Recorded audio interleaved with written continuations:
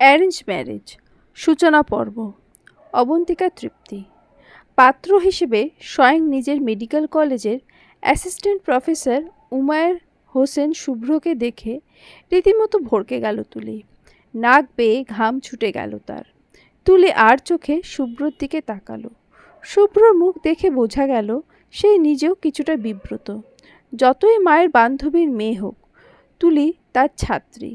সেদিন তুলিকে ভাইবা টেবিলে যাচ্ছে তাই বলে অপমান করার পর আজকে এমন একটা অবস্থায় দুজন মুখোমুখি হবে, শুভ্র নিজেও সেটা কল্পনার বাইরে ছিল। শুভ্র সবার সাথে কথার ফাঁকে তীক্ষ্ণ চোখে তুলিকে দেখে যাচ্ছে। তুলি সম্পর্কে শুভ্রের একটি কিঞ্চিত ধারণা তৈরি হয়েছে। সেটা হলো তুলি মেয়েটা বড্ড নাছোড়বান্দা। বন্ধুদের সঙ্গেও তার বড্ড তিরিংবিরিং স্বভাব। এমন একজন মেয়েকে শুভ্রর মতো বিচক্ষণ পুরুষ কিছুতেই নিজের বউ বানাবে না। শুভ্র নিজের সিদ্ধান্ত মনে মনে ঠিক করে ফেলল। ছাদে দুজনকে আলাদা কথা বলতে দেওয়া হলে তুলি ভালো মন্দ জিজ্ঞেস করার ধার ধারল না। সোজা বলে বসল, স্যার, আপনার মুখ দেখেই আমার মনে হচ্ছে আপনার আমাকে খুব একটা পছন্দ হয়নি। আপনি চিন্তা করবেন না, আমি বিয়ে করব না। আপনি এখন নিচে গিয়ে বলবেন আমাকে আপনাদের পছন্দ হয়নি। কারণ হিসেবে বলবেন আমি দেখতে তেমন সুন্দর নই। আপনার গায়ের রঙের সঙ্গে আমার গায়ের রং বেমানান। শুভ্র চোখের চশমা ঠিক করে বেশ গাঢ় চোখে তুলির দিকে তাকালো। ভ্রু নাড়িয়ে জবাব দিল, আমি মিথ্যা কথা বলি না। তাছাড়া গায়ের রং নিয়ে সুন্দর বিবেচনা করতে নেই, এটা অন্যায়। তুলি বিরক্ত হলো কিছুটা। মুখ স্বাভাবিক রাখতে চাইছে, কিন্তু বারবার রাগ ফুটে মুখে প্রকাশ পেয়ে যাচ্ছে। তুলি নিজেকে সামলে বলল, কারোর ভালোর জন্য একবার মিথ্যে বললেও আল্লাহ গোনা দেয় না। শুভ্র এবার রাগলো। মেয়েটা তো ভারী বেয়াদব, কথায় কথায় কেমন চোখ রাঙাচ্ছে। শুভ্রকে চোখ রাঙায়? এই মেয়ের সাহস দেখে শুভ্র অবাক। নিজের বিয়ে করতে চাইছে না আর দোষ চাপাতে চাইছে শুভ্রের ওপর। শুভ্র রেগে বলল, তুমি ভীষণ বেয়াদব একজন মেয়ে। নিজেকে শোধরাতে পারলে তবেই বিয়েতে বসবেন। আমি কারণ হিসেবে কি বলবো আমার ভাপা হয়ে গেছে। কথাটা বলেই শুভ্র চলে আসতে নিচ্ছিল। তুলি আগ বাড়িয়ে কিছু বলতে যাবে, তার আগেই নিজেই নিজের শাড়ির কুচিতে পা বেঁধে পড়ে যেতে নিচ্ছিল। তবে ধরে ফেলল শুভ্র। ভয় পেয়ে তুলি চোখ খিচে শুভ্রের গলা জড়িয়ে ধরেছে। শুভ্র খানিক পর হুঁশ ফিরল। ধরেছে কোথায়? সোজা তুলির উন্মুক্ত কোমরে। শুভ্র হাতের ঠান্ডা কিছু স্পর্শ পেতেই তাকালো। তুলির কোমরে নিজের হাত দেখে সঙ্গে সঙ্গে ছিটকে সরে দাঁড়ালো। তুলি নিজেকে ঠিকঠাক করে সোজা হয়ে দাঁড়ালো। ঘটনাটা দুজনের জন্যই অস্বস্তিকর অবশ্যই। শুভ্র চশমা ঠিক করে বলল, আম সরি, সম্পূর্ণ ব্যাপারটাই অনিচ্ছাকৃত। পরের বার। তুলি সঙ্গে সঙ্গে লজ্জায় অস্বস্তিতে দৌড়ে ছুট লাগালো নিচে। শুভ্র থমকে গেল। তুলি এভাবে দৌড়ালো কেন? লজ্জা পেল নাকি শুভ্রকে পুরুষরূপী পশু ভাবল? ভাবল কি শুভ্র সুযোগ নিয়েছে? ছি ছি, শুভ্র নিজের ছাত্রীর সঙ্গে এমন কিছু করার কল্পনা করবে না কখনো। শুভ্র এতটা খারাপ দিন আসেনি। শুভ্র তারপর চশমা শার্টের আস্তিন দিয়ে ভালো করে মুছে আবার চোখে পড়ে নিয়ে ধীরে সুস্থে নিচে নামলো। নিচে নেমেই দেখা গেল তুলি বসে আছে সবার সামনে। শুভ্রের মা তুলিকে নিজের আনা মিষ্টি খাইয়ে দিচ্ছেন। পাশেই তুলির মা শুভ্রের মায়ের সঙ্গে রাজ্যের খাতিরদারি আলাপ জমিয়েছেন। শুভ্র গিয়ে মায়ের পাশে বসলো। তারপর মায়ের এক হাত চেপে ধরল। শুভ্রের মা ছেলের দিকে তাকালেন। তুলি শুভ্রকে দেখে আড়ষ্ট হয়ে থাকলো কিছুক্ষণ। পরেই কাজের বাহানা দিয়ে ছুটে পালালো সেখান থেকে। শুভ্র মায়ের কাছে ফিসফিস করে বলল, আম্মু, আমার এই বিয়ে নিয়ে কথা আছে তোমার সঙ্গে। আমরা আপাতত বাসায় যাই। শুভ্রের মা মুহূর্তেই ধরে ফেললেন ছেলের মনের খবর। মিষ্টির প্লেটে টেবিলে রেখে ছেলের দিকে ঝুঁকে এসে ফিসফিস করে বললেন, খবরদার শুভ্র, বিয়ে ভাঙার চেষ্টা করলে তোকে আমি মেরে ভর্তা বানিয়ে দেব। আমার ছোটবেলার শখ, আমার প্রিয় বান্ধবীর মেয়ের সঙ্গে ছেলের বিয়ে দিয়ে আত্মীয়তা করব। আজ যখন সুযোগ এসেছে আমি এটা কোনোভাবেই যেতে দিচ্ছি না। তুই বিয়ে করবি আর তুলিকেই করবি। যা এখন আমার সামনে থেকে। ড্রাইভারকে গাড়ি বের করতে বল, আমাদের কথাবার্তা শেষ। শুভ্র মায়ের হুমকি ধমকি শুনে একটা ঢোক গিলল। বরাবরই মায়ের মুখের কথা তার কাছে বেদবাক্যের ন্যায়। মায়ের মুখের ওপর কেন যেন শুভ্র না করতে পারে না। এত বড় হয়ে গেছে, একটা স্বনামধন্য মেডিকেল কলেজে চাকরি করছে, কত ডাক্তার তার আগে পিছে ঘুরে, আর সেই শুভ্র তার মায়ের কথা রীতিমতো উঠবোস করে। মায়ের সামান্য অসুস্থতায় অস্থির হয়ে যায় শুভ্র, অথচ এই হাতে কত ক্রিটিক্যাল রোগীর অবলীলায় সামলেছে সে। মায়ের প্রতি তার এই দুর্বলতা সৃষ্টি হয়েছে শুভ্রের বাবা মারা যাওয়ার পর। বাবা মারা যাওয়ার পর শুভ্রের মা একদম একা হয়ে যান, চুপচাপ থাকতে শুরু করেন। শুভ্র তখন ছোট, 12 বছরের বাচ্চা। মাকে হাসতে দেখতে তার ইচ্ছে হতো, তাই তারপর থেকে শুভ্র মায়ের আশেপাশে ঘুরঘুর করত। মায়ের সুবিধা অসুবিধা দিকে সে ছোট থেকেই শুভ্রর নজর। ছোট্ট শুভ্র তখন থেকেই বড্ড দায়িত্ববান, মায়ের প্রতি যত্নবান হয়ে ওঠে। শুভ্রকে বিদায় দেওয়ার জন্য তুলিকে আলাদাভাবে বলা হলো। শুভ্র গাড়িতে উঠবে, তুলি এসে দাঁড়ালো শুভ্রের পাশে। শুভ্র তাকালো, তুলি বলল, সরি স্যার, উল্টোপাল্টা বলার জন্য ভাইবা টেবিলে, প্লিজ এসব কিছু মনে রাখবেন না। শুভ্র চশমা সোজা করলো, তারপরও আর চোখে বান্ধবীর সঙ্গে গল্প করা আম্মুর দিকে চেয়ে দীর্ঘশ্বাস ফেলে বলল, চাইলেও মনে রাখা যাবে না। আমাদের আজকের দেখা হওয়াটাই মেডিকেল কলেজ অবধি যেন না আসে। ওটা আমাদের কাজের জায়গা আর তোমার শেখার জায়গা। আমি চাই না আমাদের দুজনের লাইফে আজকের ঘটনাটা প্রভাব ফেলুক। ক্লাসে আমরা অচেনা হয়েই থাকব। I think you got it. Tuli মাথা নাড়ালো বাধ্য মেয়ের ন্যায়। শুভ্র ডাকলো, আম্মু দেরি হচ্ছে আমাদের, চলো। শুভ্রের মা গলা জড়িয়ে কোলাকুলি করলেন বান্ধবীর সঙ্গে। একটু এগিয়ে এসে তুলিকেও জড়িয়ে ধরলেন। কপালে চুমু খেয়ে আদর মাখা গলায় বললেন, দ্রুত আমার ঘরে মেয়ে হয়ে আয়। দুজন মিলে এই শুভ্র ফুলকে একদম সোজা করে ফেলবো, একদম ডান্ডা মেরে ঠান্ডা। তুলি অপ্রস্তুত হয়ে আর চোখে শুভ্রের দিকে তাকালো। তুলি মারবে ডান্ডা, তাও শুভ্র স্যারকে? এর আগে নিজেই অজ্ঞান না হয়ে যায়। শুভ্র খুব স্বাভাবিক হয়ে মায়ের দিকে তাকিয়ে আছে। বলল সে, আমার 14 গোষ্ঠী পরে উদ্ধার করো আম্মু, আমার দেরি হচ্ছে, কালকে আমার মেডিকেল আছে, কিন্তু তুমি আবার চাকরি খাবে আম্মু। শুভ্রের মা হালকা হেসে তুলির দিকে তাকালেন, মুখ ভেঙিয়ে বললেন, জ্বালিয়ে খাড়খাড় করছে ছোট থেকে, তুই এলেই এবার আমার রক্ষা, আজকে আসি তাহলে। তুলি হালকা হেসে তাদের বিদায় দিল। শুভ্র যাওয়ার আগে তুলিকে ভালোভাবে একবার দেখে নিল। মেয়েটার প্রতি তেমন আকর্ষণ বোধ করছে না শুভ্র। কিভাবে এই মেয়ের সঙ্গে ভবিষ্যতে সে সংসার করবে কে জানে। আম্মু, তুমি আমার সঙ্গে কিন্তু জোর জবরদস্তি করছো। মেয়েটা আমার ছাত্রী, কিভাবে আমি তাকে বিয়ে করব? আমার রেপুটেশনের প্রশ্ন এখানে আম্মু। শুভ্রের মা আরাম করে সোফায় বসে পান বানালেন। তারপর একটা পান নিজে খেয়ে আরেকটা পান শুভ্রের দিকে এগিয়ে দিয়ে বললেন, পান খাবি শুভ্র? এটা খাইসা পান, খুব তেজ, তোর মাথা ঠান্ডা হবে। শুভ্র একদম হতভম্ব, চোখ বড় বড় করে মায়ের দিকে তাকিয়ে বলল, অসম্ভব আম্মু, তুমি এই মুহূর্তে আমার জীবন মরণ প্রশ্নে আমাকে পান সাজছ? রিডিকিউলাস। শুভ্রের মা আফরোজা বেগম হালকা শব্দে হাসলেন, হাত দিয়ে সোফায় তার পাশের জায়গাটা দেখিয়ে বললেন ছেলেকে, রাগ করিস না, আয় আমার পাশে এসে বস, কতদিন তোর মাথায় হাত বুলিয়ে দিইনি, আয় আমার কোলে মাথা রাখ। শুভ্র মায়ের এক কথায় দরদর করে চলে গেল, তবুও মুখ ফুলিয়ে থাকলো। আশেপাশে চেয়ে চুপচাপ মায়ের কোলে মাথা রেখে সোফার দুপা তুলে একদম শুয়ে পড়ল। আফরোজা ছেলের চুলে হাত বুলালেন, কপালও টিপে দিলেন। তারপর চুল টেনে দিতে দিতে বললেন, আগে শুনতাম ডাক্তার হলে মাথায় চুল থাকে না, সব ঝরে পড়ে, শুধু পড়াশোনা থাকে সেখানে। কিন্তু তোর বেলায় ব্যাপারটা উল্টো হলো কেন শুভ্র?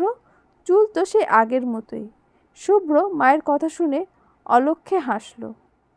তারপর আবার মুখ ফুলিয়ে বলল, তুমি কিন্তু কথা ঘুরোচ্ছ আম্মু, আমি বিয়ে নিয়ে কথা হচ্ছিল। আফরোজা বেগম এবার কিছুটা গম্ভীর হলেন। ছেলের কপালে আদুরে হাত বুলিয়ে দেওয়া এবার ক্ষয়ে এলো। তিনি সামনে তাকালেন, বড্ড আনমনা হয়ে বললেন, তুলির মায়ের সঙ্গে আমার সম্পর্কটা স্রেফ বন্ধুত্বের ছিল না শুভ্র, এর চেয়েও বেশি কিছু ছিল। সেটা আমি বুঝতে পারলাম আমার বিয়ের পর। আমাদের লুকিয়ে বিয়ে ছিল, ভেবেছিলাম দুজন নিজের পায়ে দাঁড়ানোর পর নিজেদের পরিবারকে জানাবো। তবে সমস্যা হলো অন্য জায়গায়। সম্পূর্ণ অনাকাঙ্ক্ষিতভাবে তুই বিয়ের পরপরই আমার পেটে আসলি। আমি তখন ঘাবড়ে গেছিলাম শুভ্র, কোথায় যাব, কাকে বলবো। বাবা মায়ের সম্মান, সমাজ সব কিছু কেমন বাঘের ন্যায় তাড়িয়ে বেড়াতে লাগলো আমায়। তোর বাবা তখন সবে মাত্র ছাত্র মানুষ, ঢাকা বিশ্ববিদ্যালয়ে পড়ার সুবাদে ওই কয়েকটা টিউশন হাতে ছিল। তবে সেটার অর্ধেক তোর বাবা দিতে হতো তার গ্রামে, আর বাকি অর্ধেক নিজের জন্য। ঠিক এমন একটা অবস্থায় আমরা দুজন সেই সময় সিদ্ধান্ত নিলাম বাচ্চাটা আমরা রাখব। নিজেদের স্বার্থে আমরা তোকে মেরে ফেলতে পারিনি শুভ্র। তারপরের কাহিনী খুব মারাত্মক ছিল। তোর নানু জেনে যায় আমার প্রেগনেন্সির কথা। তারপর ধীরে ধীরে গোটা পরিবার জেনে যায় তোর মা একজন কলঙ্কিনী। সেই সময়টা আমার উপর দিয়ে কী গেছে আমি তোকে বোঝাতে পারবো না শুভ্র। আমাদের বিয়ের কথা একমাত্র তুলি মা ইয়াসমিন জানতো। তাকে একটা নিয়ে জিজ্ঞাসাবাদ করায় সে বলে দেয় ওটা ওমরের বাচ্চা। তুই তো জানিসই আগে তোর বাবাদের অবস্থা খুব একটা ভালো ছিল না। ওদের পরিবার নুন পান্তা ফুরায় এমন ছিল। আমাদের পরিবার তখনকার সময় বেশ সচ্ছল, প্রভাবশালী। তোর নানা আমাকে ছোট জাতের সঙ্গে সংসার করতে দেবে না। তোর বাবাকে ছাড়ার জন্য আমার উপর অনেক অত্যাচার করা হতো প্রতিদিন। বাচ্চা নষ্ট করার পেছনে সবাই যেন হাত ধুয়ে পড়েছিল। একদিন আমার অবস্থা দেখে তোর বাবাও কেঁদে উঠে বলল, তাকে নাকি আমার এখন ছেড়ে দেওয়া উচিত। আমরা নাকি একজন আরেকজনের জন্য তৈরি না। এই একটা কথা আমার কি যে গায়ে লাগলো শুভ্র। তৎক্ষণাৎ আমি শুধুমাত্র আমার কাগজপত্র সার্টিফিকেট নিয়ে পালিয়ে আসি তোর নানার বাসা থেকে। উঠি সোজা তোর বাবার মেসে। তোর বাবা মেসে একা থাকতেন, কিন্তু ছেলেদের মেসে আমাকে দেখে তিনি খুব অবাক হয়েছিলেন। সব শোনার পর সে দিশাহারা। তবুও মানুষটা আমার হাত ছাড়েনি। শক্ত করে ওই হাত চেপে ধরে মেস থেকে বেরিয়ে আসে। আমরা এক রুমের বাসা নেই। আর্থিক অবস্থার দিকে আমাদের অবস্থান ছিল খুবই শোচনীয়। কত বেলা প্রায় না খেয়ে থাকতাম।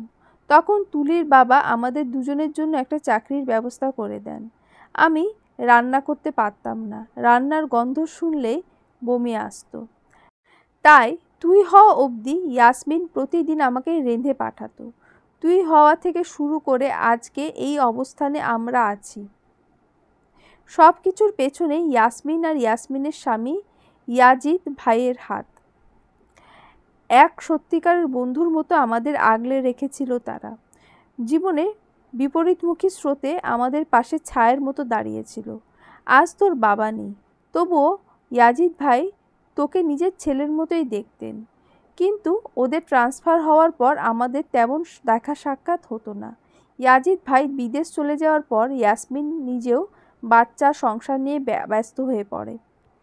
আর আমি তোর বাবা মারা যাওয়ার পর একদমই ঘরবন্দি হয়ে গেছিলাম। আজ এত বছর পর এমন এক সুযোগ পেয়ে আমি এই সুযোগ হাতছাড়া করতে চাই না। আমাদের জীবনের ওপর ওদের প্রতিদান হয়তো আমি দিতে পারবো না, কিন্তু ইয়াসমিনের ওই মেয়েকে আমি আমার ঘরের বউ করে এনে মেয়ের হিসেবে রাখতে চাই। এটুকু আল্লাহ আমাকে করার সাধ্য দিয়েছেন, না হলে আজ তোর বাবা আর আমি পথে। আফরোজা আর বাকি কথা শেষ করতে পারলেন না, হাউমাউ করে কেঁদে উঠলেন। শুভ্রের চোখে জল। মায়ের দুঃখ সে কখনোই জানত না। মা তার ভীষণ চাপা স্বভাবের। আজ এত কথা শুনে শুভ্র কষ্টে বুকটা কেমন যেন জ্বালা করছে। মায়ের দুঃখগুলো সে শুষে নিতে পারবে না, তার চেয়ে বরং কমানোরই একটা চেষ্টা করুক। শুভ্র মায়ের কোল থেকে উঠে বসল। মাকে দু হাতে বুকে জড়িয়ে নিয়ে মাথায় হাত বুলিয়ে শান্ত করার চেষ্টা করল। এক পর্যায়ে খুব নরম স্বরে বলল, তোমার ঋণ আমি শোধ করব আম্মু, তাই হোক না কেন। কেঁদো না, আর কান্না থামাও। এত কাঁদতে আছে, কথায় কথায় আজকাল শুধু কাঁদো। হয়েছে, থামো। শুভ্র মোবাইল হাতে নিয়ে বসে আছে বিছানার ওপর। মাকে সে কথা দিয়েছে তুলির সঙ্গে একটা সখ্যতা গড়ার চেষ্টা করবে সে, কিন্তু কিভাবে করবে? লজ্জা লাগছে শুভ্রের।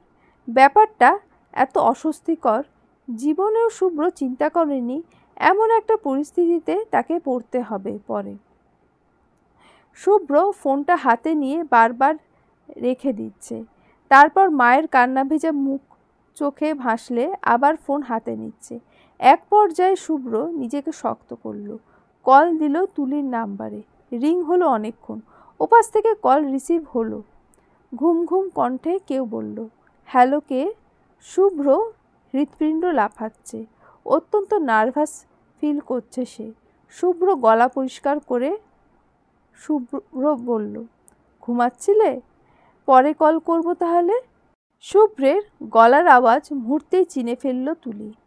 ধপ করে শোয়া থেকে উঠে বসে পড়ল। অপ্রস্তুত হয়ে বলল, স্যার আপনি? কোনো দরকার এত রাতে? শুভ্র হালকা হাসল। মেয়েটা এত প্রশ্ন করে? শুভ্র গম্ভীর হওয়ার চেষ্টা করে বলল, কালকে তো ভাইভা, প্রিপারেশন কেমন? তুলি অবাক হলো। স্যার ফোন করে ভাইবার কথা জিজ্ঞেস করছে কেন? তুলি কিছুটা মিনমিন করে বলল, আজ পড়তে পারিনি তেমন স্যার। শুভ্র প্রশ্ন করল, কেন, ফাঁকি দিচ্ছ? তুলি তাৎক্ষণিক শুভ্রকে শুধরে দিয়ে বলল, না না স্যার, আজকে তো আমাদের বাড়িতে আত্মীয়রা এসেছিলেন, তাই বাসায় অনেক ভিড় ছিল। তবুও যতটুকু কভার করা যায় করেছি আমি। সত্যি। আত্মীয় কেন? তুলি এবার থেমে গেল। ইস, পরিস্থিতিতে এমন অদ্ভুত কেন? তুলি মাটি ফাঁক করে ঢুকতে যেতে ইচ্ছা করছে ধরণীর গহরে। তার সঙ্গে শুভ্র স্যার। ভাবলেই গাটা যেন শিরশির করছে। শুভ্র আবার জিজ্ঞেস করল, বললে না কেন? তুলি থমকালো। কিছুক্ষণ পর এদিক ওদিক চেয়ে ধরা গলায় বলল, ওই আমাদের বিয়ের কথা হয়েছে আজ বাসায়।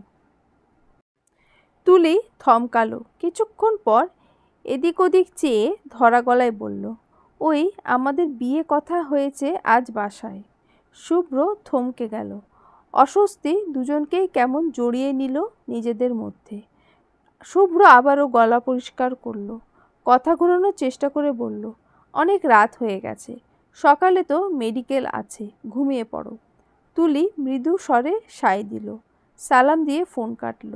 শুভ্র ফোন হাতে বিছানার উপর মাথা নিচু করে বেশ কিছুক্ষণ সময় একভাবে বসে থাকলো। কেমন মাথা ধরেছে শুভ্রের। শুভ্র যথেষ্ট ব্যক্তিত্ববান পুরুষ। তার মতো মানুষের কাছে এ বিয়ে নিছক বিয়ে নয়, বরং তার মান সম্মান ধুলোয় মেশানো। একই মেডিকেল কলেজে চাকরি করে। ওই মেডিকেল কলেজের ছাত্রীকেই বিয়ে করা কেউ ভালো চোখে দেখবে না। কানাঘুষো হবে, মানুষ পিছে কথা শোনাবে। শুধু শুভ্রের নিজেকে নিয়ে তেমন ভয় না হলেও তুলির জন্য ভাবছে সে।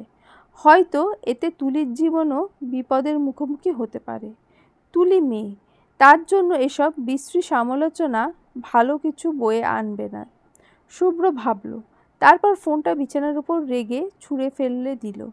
ধপ করে বিছানার উপর থেকে উঠে সোজা গিয়ে দাঁড়ালো দেওয়ালে টাঙানো মৃত বাবার ছবির দিকে। কিছুক্ষণ বাবার ছবির দিকে চেয়ে তারপর শুরু হলো তার অভিযোগের বাহার। শুভ্র বলল, আব্বু, এটা কেমন বিচার বলো তো? আমি শুভ্র এমন বিয়ে করব ভাবিনি। তুমি কেন আম্মুকে এত অসহায় করে চলে গেলে? আম্মু এখন বাচ্চাদের মতো হয়ে গেছে, শুধু কাঁদে সারাক্ষণ। তুমি জানো, আম্মু কাঁদলে আমার দুনিয়া অন্ধকার হয়ে যায়, নিজেকে তখন পাগল পাগল লাগে। আম্মু যখন আমাকে তোমাদের ব্যাপারে বলল, আমি তখন কেন সেটা শুনতে গেলাম। আম্মুর কষ্ট শুনলে আমার খারাপ লাগে। এই খারাপ লাগা থেকে তুলিকে বিয়ে করতে হবে আমায়। এটা হয় আব্বু? বলো। তুলি কে? তুলি আমার ছাত্রী, তাকে আমি বিয়ে করব? আমি শুভ্র, অসম্ভব। অথচ এই অসম্ভবকে তোমার বউ সম্ভব করার জন্য উঠে পড়ে লেগেছে। তারপর শুভ্র থামল। খানিক পর বলল, আমার অস্বস্তি হচ্ছে আব্বু, এভাবে হয় না। তুমি আমাদের ছেড়ে চলে গিয়ে একদম ভালো করনি। আম্মুকে আমি কিভাবে সামলাবো আব্বু? আমার আর ভালো লাগে না। শুভ্রর বাবার ছবিতে হেসে শুভ্রর দিকে তাকিয়ে আছেন। ছবি তো কথা বলে না, তাই শুভ্রের বাবাও কথা বলেনি। ছবি কথা বললে হয়তো শুভ্রের বাবা মৃদু হেসে বলতেন, পাগল বেটা, তুই তোর মায়ের কাছে আছিস বলেই তো আমি এত নিশ্চিন্তে আছি। ঠিক হয়ে যাবে সব, আমার স্ট্রং বেটা, I know that. Shubhra class করাচ্ছে। লেকচার স্লাইডে মাল্টিমিডিয়া প্রজেক্টরে বড় করে দেখানো হচ্ছে। শুভ্র পুরো লেকচার খুব সুন্দর করে সবাইকে বুঝিয়ে দিচ্ছে। ক্লাসের মধ্যেই শুভ্র চোখ না চাইতেও তুলির দিকে যাচ্ছে। তুলি মনোযোগ দেখানোর চেষ্টা করছে ক্লাসে, কিন্তু যতবার শুভ্র তাকাচ্ছে তুলি অন্যমনস্ক হয়ে যাচ্ছে। তুলি হাত কাঁপছে, লেকচার ঠিকভাবে নোট করতে পারছে না। শুভ্র তুলির নার্ভাসনেস বুঝলো। বাকিটা সময় আর তুলির দিকে তেমন একটা তাকালো না। একসময় ক্লাস করিয়ে বেরিয়ে গেল শুভ্র। শুভ্র বেরিয়ে যেতেই তুলির ফ্রেন্ড তুলির দিকে তাকিয়ে জিজ্ঞেস করলো, বেশ সন্দেহ নিয়ে, তুলি, আজ শুভ্র স্যার তোর দিকে এভাবে বারবার তাকাচ্ছিল কেন? ওনাকে চাওয়া দেখে আমার কিন্তু সুবিধা মনে হয়নি। তুলি ভেতর ভেতর থতমত খেলো, কিন্তু প্রকাশ করলো না। বই খাতা ব্যাগে ঢুকাতে ঢুকাতে মৃদু হেসে বলল, হয়তো রেগে তাকিয়েছেন। আমি তো ওনার কাছে লাস্ট ভাইবা তেমন একটা ভালো দিইনি। বললাম না তোকে, আমাকে অপমান করলো যে ভাইবা টেবিলে। আয়শা তবুও ভাবল, তার সন্দেহ এখনো যায়নি।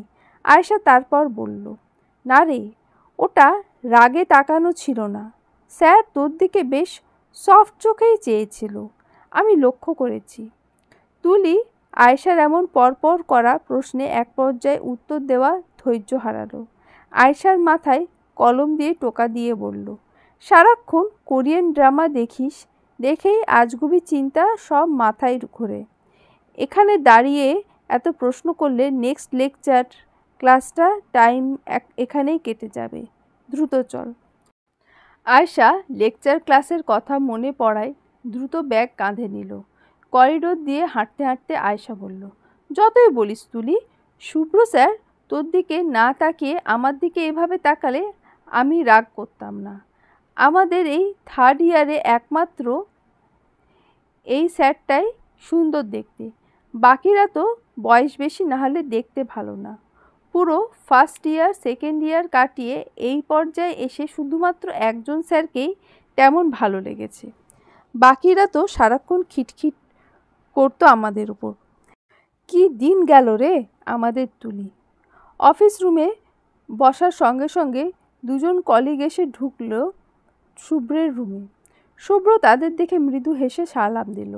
ডাক্তার আরিফ ও ডাক্তার ফারহান শুভ্রের সামনে চেয়ারে বসলো। শুভ্র বলল, কি ব্যাপার, দুজনেই আজ একসঙ্গে আমার রুমে?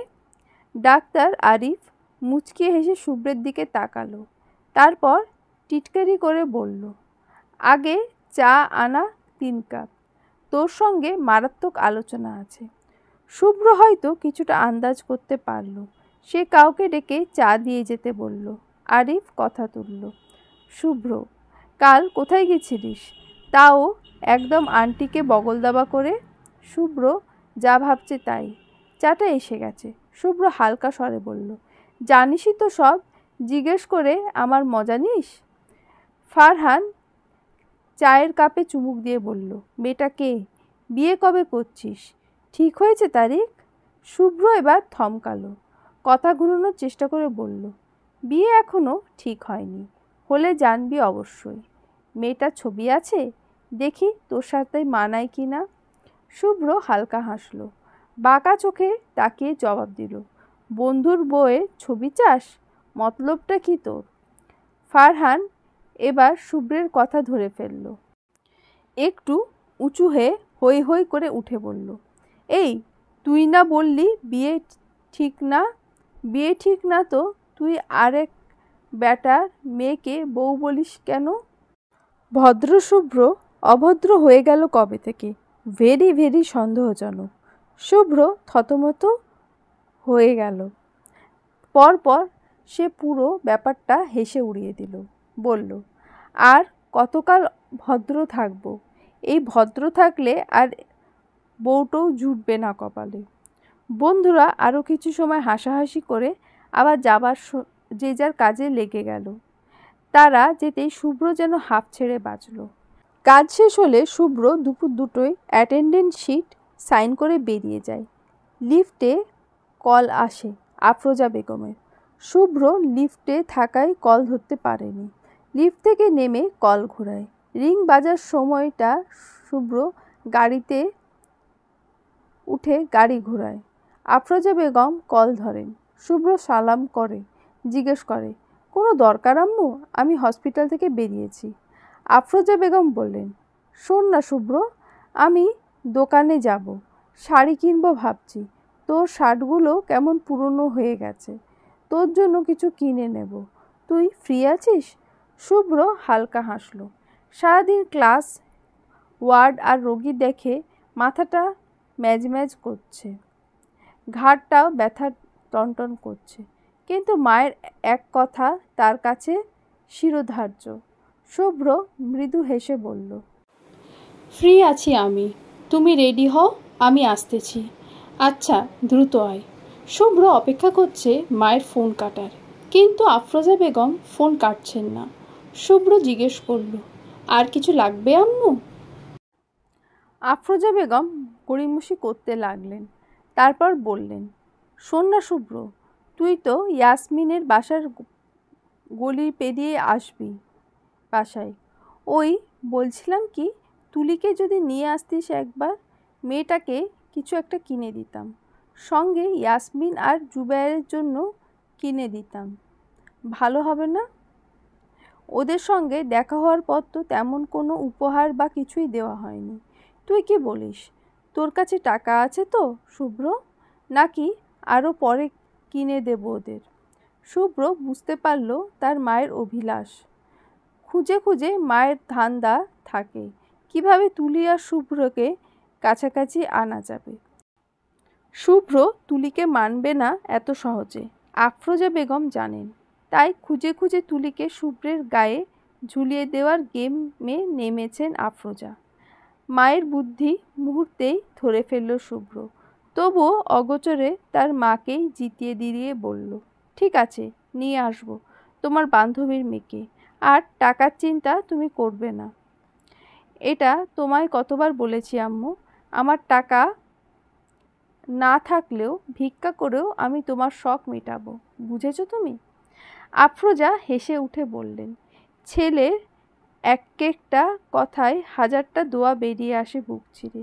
গর্বে সবার মুখে বিনা সংকোচে আফরোজা স্বীকার করেন, তার স্বামী তাকে মরার আগে একজন সন্তান দিয়ে গেছে, যে সন্তানের কাছে আফরোজা মানেই সব কিছু। আফরোজার হাত চেপে ধরে রাখার মতো স্বামী নেই, কিন্তু সেই হাতে হাত রেখে ভরসা দেওয়ার মতো তার একটা শুভ্র আছে। শুভ্র তার সন্তান। শুভ্র গাড়ি থেকে নেমে দাঁড়ালো, চাবি পকেটে ঢুকিয়ে নিয়ে কলিং বেল চাপলো তুলিদের বাসার। বেশ অনেক সময় বেল দিয়ে দাঁড়িয়ে থাকলো শুভ্র। ঘরে কেউ নেই, শুধু তুলি আর জোবায়ের। জোবায়ের টিভিতে কার্টুন দেখছিল, তুলি কলেজ থেকে এসে ঘুমাচ্ছে। দরজায় এতবার কলিং বেল বাজতেই শুনে অসময়ে তুলির কাঁচা ঘুম থেকে উঠে খোলা চুল খোপা বাঁধতে বাঁধতে এসে দরজা খুলে দিল। ওপাশে শুভ্রকে দাঁড়িয়ে থাকতে দেখে তুলি অবাক হলো। শুভ্রর তো এখন বাসায় যাওয়ার কথা, এখানে কেন? তুলির খোপা করা হাত নেমে আসে নিচে, সঙ্গে সঙ্গে গায়ের ওড়না মাথায় তুলে নিয়ে অপ্রস্তুত কণ্ঠে সালাম দিয়ে বলল, স্যার ভেতরে আসুন।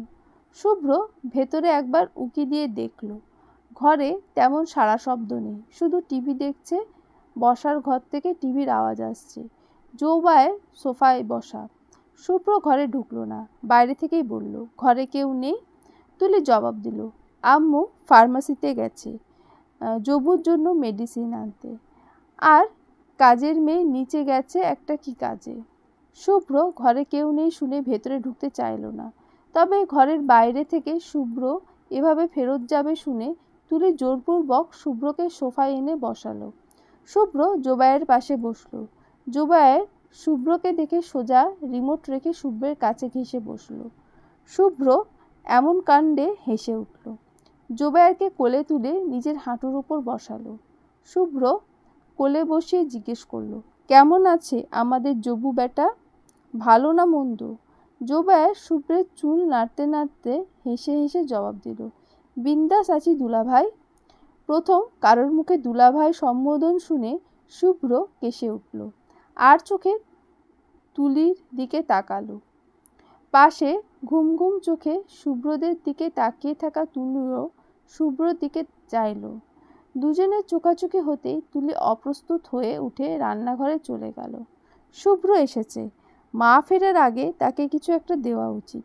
তুলি প্রথমে শরবত বানাতে বসলো। শুভ্র নিজেকে স্বাভাবিক করে বলল, ওরে বাবা বিন্দাস আছো? তা এই ওয়ার্ড শিখলে কোথা থেকে? জোবায়ের মাথা নেড়ে নেড়ে উত্তর দিল, দেবের ছবি থেকে শিখেছি দুলাভাই। তুমি দেবের ছবি দেখছো? পাগলু, পরাণ যায় জ্বলিয়ারে, এসব দেখেছো? শুভ্র হালকা হাসলো।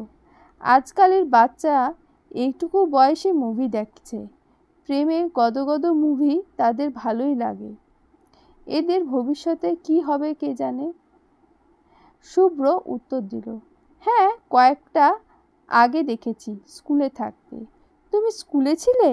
এত বড় মানুষ স্কুলে পড়ো?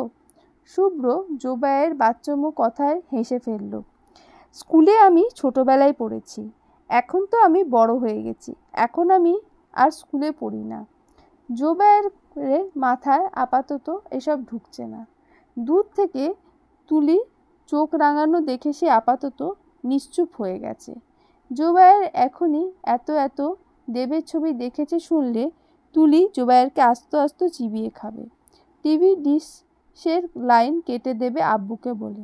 তাই জোবায়ের আর কথা বাড়ালো না। তুলি শরবত এনে শুভ্রের দিকে এগিয়ে দিল। শুভ্র শরবত হাতে নিল, খেতে খেতে প্রশ্ন করলো, আন্টি কখন আসবেন? তুলি শুভ্রের মুখেই সোফায় বসা। তুলি উত্তর দিল, ফার্মেসি কাছেই, এখনই চলে আসার কথা। বলতে বলতেই কলিং বেল বাজলো। তুলি উঠে দরজাটা খুলে দিল। সোফায় বসা শুভ্রকে দেখে ইয়াসমিন অবাক হয়েছেন। তুলিকে ফিসফিস করে বললেন, শুভ্র কখন এলো? তুলি জবাব দিল, কিছুক্ষণ আগে। তুই জানতিস? তুলি মায়ের এমন কথায় বিরক্ত হলো। তাদের সম্পর্ক কি এমন জানিয়ে বাড়িতে আসার মতো? তারা কি একটা প্রেমের সম্পর্কে আছে? মাও না, মাঝে মধ্যে অদ্ভুত কথা বলে। তুলি বিরক্ত হয়ে জবাব দিল, তোমার কি মনে হয় স্যার আমাকে জানিয়ে আসতে পারেন? ইয়াসমিনের হুঁশ ফিরল এবার। শুভ্রর দিকে চেয়ে বললেন, ও তুই কিভাবে জানবি? শুভ্র তো তোর সঙ্গে তেমন কথাই বলে না। আচ্ছা, শুভ্রের সঙ্গে বসি গিয়ে। চা বসিয়েছিস? হ্যাঁ, চা পাতা দেবো এখন। আচ্ছা, বানিয়ে নিয়ে আয়, 3 কাপ আনিস। তুই, আমি আর শুভ্র, মজা করে আনিস। শুভ্রর সামনে তোর চা খুব ভালো হয়। এমন প্রমাণ রাখতে হবে, দ্রুত যা। ইয়াসমিন কথাটা বলে বুক না খুলে শুভ্রের পাশে এসে বসলেন। শুভ্র ইয়াসমিনকে দেখে সোফা থেকে উঠে সালাম করল। ইয়াসমিন শুভ্রের এমন নম্র ব্যবহারে খুশিতে ঝলমলিয়ে ওঠেন। হাত বাড়িয়ে শুভ্রকে বসতে বললেন। শুভ্র ভালো মন্দ জিজ্ঞেস করল। ইয়াসমিন উত্তর দিলেন। এক পর্যায়ে চা চলে এলো। তুলি চা সার্ভ করলো সবাইকে। শুভ্র চা পছন্দ করে খুব। দিনে 3 বেলা চা ম্যান্ডেটরি শুভ্রের জন্য। এর বেশি হলেও মন্দ হয় না। চায়ের বেলায় শুভ্র খুব চুজি। চায়ে ডুবোনো চিনি বা দুধ, লিকার কোনোটাই পছন্দ না। চায়ের তিনি উপাদানের পরিমাণ এর একটা রাশিও থাকে। শুভ্র তখনই চা খেতে পারে। তবে আজকের চাটাও শুভ্রের বেশ লাগলো। শুভ্র গা চাঙ্গা হয়েছে। মেডিকেল থেকে আসার পর এই একটা চায়ের খুব দরকার ছিল। শুভ্র চা পছন্দ হয়েছে সেটা তুলি বুঝতে পারল। তুলি চা খেতে খেতে শুভ্রের দিকে একবার তাকিয়েছে। শুভ্র একবার তাকালো, সঙ্গে সঙ্গে তুলি চোখ ফিরিয়ে নিয়েছে। ইয়াসমিন শুভ্রকে এটা ওটা জিজ্ঞেস করছেন। শুভ্র বেশ সুন্দর উত্তর দিচ্ছে। শুভ্রকে এক সময় ইয়াসমিন জিজ্ঞেস করলেন, শুভ্র তুলি পড়া পারে তো ঠিকঠাক মেডিকেলে? না পারলে কিন্তু ধরে পেটাবে ওকে, ঠিক আছে? আমি তোমায় পারমিশন দিচ্ছি। ইয়াসমিনের কথায় শুভ্র মাথা নিচু করে হেসে উঠল। তুলি মায়ের দিকে বিরক্ত নিয়ে তাকালো। মা কাকে কি বলছে? শুভ্র এমনিতেই তুলিকে যেমন পারে বকে, সেখানে তাকে তুলিকে পেটানোর অনুমতি দেওয়া হচ্ছে? অসহ্য। তুলি মায়ের দিকে রাগ রাগ চোখে তাকালো। ইয়াসমিন মেয়ের তাকানো দেখে শব্দ করে হেসে ফেললেন। শুভ্র চা শেষ করে টেবিলের উপর রাখল। এবার কথা তুলল। আন্টি, আম্মু একটু শপিংয়ে যাবে আজ, তুলিকে নিয়ে যেতে চাইছেন। যদি আপনি অনুমতি দিয়ে থাকেন তাহলে আমি তুলিকে নিয়ে যাব। তুলি অবাক হয়ে শুভ্রের দিকে তাকালো। শুভ্র স্যার এর জন্য এসেছেন তাহলে? ইয়াসমিন বললেন। আফরোজা যেতে বলেছে, আমি আর কি বলতে পারি। নিয়ে যাও, রাত হওয়ার আগেই দিয়ে যেও আবার। আফরোজা তুমি না হয় আজ আমাদের বাসায় খেয়ে নাও শুভ্র। শুভ্র হালকা স্বরে বলল, অন্যদিন এসে খেয়ে যাব আন্টি, আজ না। রাতের দিকে একটু কাজ আছে, আমি তুলিকে বাসায় পৌঁছে দেব, চিন্তা করবেন না। তুলিকে ইয়াসমিন রেডি হতে বললেন। তুলি রুমে গেল। ইয়াসমিন খানিক পর শুভ্রকে জুবাইয়ের পাশে বসিয়ে রুমে এলেন। তুলি তখন কাপড় বের করেছে। ইয়াসমিন এসে গদগদ হয়ে বললেন, এই তুলি শাড়ি পরিস না কেন? শুভ্রর ভালো লাগবে। তুলি একটা ভালো দেখে সালোয়ার কামিজ বের করতে করতে বলল, তুমি পাগল হয়ে গেছো আম্মু? শুভ্র স্যারের সামনে আমি শাড়ি পরে হাঁটবো? অসম্ভব। ইয়াসমিন মানলেন না। জোরপূর্বক নিজের একটা শাড়ি এনে তুলিকে পরিয়ে দিলেন। তুলি প্রতিমার মতো আয়নার সামনে দাঁড়িয়ে আছে। নিজেই নিজেকে দেখে লজ্জা পাচ্ছে। এই অবস্থায় শুভ্রের সামনে দাঁড়াবে কিভাবে? তুলি লজ্জায় হাপিত্তেশ করে উঠল। হই হই করে বলল, আম্মু আমার অদ্ভুত লাগছে, শাড়ি পরবো না আমি, খুলে ফেলি প্লিজ। ইয়াসমিন এ কথা শুনে এক ভয়ানক ধমক দিলেন তুলিকে। তুলি চুপ হয়ে গেল একদম। ইয়াসমিন তুলির পাশে কিছু টাকা রেখে পার্স তুলিকে দিলেন। তারপর বসার ঘরে তুলিকে নিয়ে চললেন। শুভ্র বসে আছে সেখানে। শাড়ি পরে শুভ্রের সামনে দাঁড়ালো তুলি। লজ্জায় মরে যাবে। বুক কাঁপছে তুলির। কাঁপুনিতে সোজা হয়ে হাঁটতে পারছে না। কেমন যেন ঘোর লেগে যাচ্ছে নিজের মধ্যে। শুভ্র তুলি তৈরি। ইয়াসমিনের কথায় জুবায়েরকে কোল থেকে রেখে শুভ্র একটু পাশ ফিরে সামনে তাকালো। শাড়ি পরা তুলি লজ্জায় অবনত হয়ে দাঁড়িয়ে রয়েছে। তুলির গায়ে শাড়িটা খুব সুন্দর করে জড়ানো। শুভ্র প্রথম দফায় থমকে গেল। শাড়ি পরিহিত তুলি শুভ্রের কাছে অন্যরকম লাগে। সব মেয়েদেরকেই শাড়ি পরলে সুন্দর লাগে। তাই হয়তো তুলিকেও শুভ্রের কাছে সুন্দর মনে হচ্ছে। শুভ্র ভাবল। পরপরই মাথা ঝাড়া দিয়ে জুবায়েরকে কোলে তুললে উঠে দাঁড়ালো। শুভ্র নার্ভাস। শাড়ি পরা তুলির সামনে দাঁড়িয়ে আছে ভাবলেই লজ্জা লাগছে শুভ্রের। তুলির দিকে সেভাবে তাকাতে পারছে না শুভ্র, বারবার চোখ সরিয়ে নিচ্ছে। শুভ্র সামলে বলল, আমাদের এখন যাওয়া উচিত। আন্টি আপনিও চলেন আমাদের সাথে, না হয় ভালো লাগবে আম্মুর। তুলি সঙ্গে সঙ্গে মায়ের হাত চেপে ধরল। ইশারায় কাকতি মিনতি করে ইয়াসমিনকে সঙ্গে যেতে বলল তাদের। ইয়াসমিন অগোচরে মেয়ের হাত চেপে ধরে ভরসা দিলেন। তারপর শুভ্রকে বললেন, না বাবা তোমরা যাও, আমি পরে একদিন যাব তোমার মায়ের সঙ্গে। শুভ্র আজ জোরাজুরি করল না। বুঝতে পারল এখন ইয়াসমিনকে হাজারবার বললেও তিনি তাদের সঙ্গে যাবেন না। মেয়ে আর মেয়ের হবু জামাইকে প্রাইভেসি দেওয়া দরকার। শুভ্র হাসল মনে মনে। ওদের আবার প্রাইভেসি? একজন আরেকজনের সঙ্গে দেখা হলে ভালো করে কথাই বলতে পারে না, টুকটাক যা কথা হয় সেসবের জন্য প্রাইভেসির দরকার নেই। শুভ্র তুলিকে বলল, চলো তাহলে আন্টি যাই। তুলি সামনে এগোলো। শুভ্র জোবায়ের গালে চুমু খেয়ে কোল থেকে নামাতে চাইলে জোবায়ের নামে না। শক্ত করে শুভ্রর গলা জড়িয়ে ধরে হঠাৎই বায়না করে বসে, দুলাভাই আমিও যাব তোমার আর আপুর সঙ্গে, নিয়ে যাও না আমায়। আবারও শুভ্রর সামনে দুলাভাই কথাটা শুনে থমকে গেল তুলি। শাড়ির কুচি বেজে আবারও পড়ে যেতে নিলে শুভ্র দ্রুত অপর হাতে ধরে ফেলল ওকে। তুলি সঙ্গে সঙ্গে সোজা হয়ে দাঁড়িয়ে গেল। তারপর রাগ নিয়ে তাকালো জোবায়ের দিকে। বারবার এই ছেলে শুভ্রকে এভাবে ডাকছে কেন? একবার হাতের কাছে পেলে তুলি ধরে দেবে একটা। বোনের গরম গরম চোখ দেখে জোবায়ের ভয় পেয়ে লেপটে গেল শুভ্রের গায়ের সঙ্গে। সে বুঝতে পারছে না হুটহাট তার আপু এত রেগে যাচ্ছে কেন। সে কি বারবার ভুল করছে কিছু? শুভ্র ভাই বোনের নীরব যুদ্ধ দেখে হালকা হাসল। তারপর তুলির উদ্দেশ্যে হালকা স্বরে বলল, থাক বাচ্চা মানুষ, এত কিছু বুঝে ডাকেনি, ওর ওপর চোখ রাঙিও না। তুলি শুভ্রের কথায় লজ্জা পেয়ে গেল। শুভ্র সামনে এমন একটা কারণে রেগে যাওয়া তুলির ঠিক হয়নি। তুলি নিজেকে সামলালো। শুভ্র জোবায়ের কথা শুনে ইয়াসমিনকে বলল, ওকেও নিয়ে যাই আন্টি, ঘুরে আসুক, ভালো লাগবে।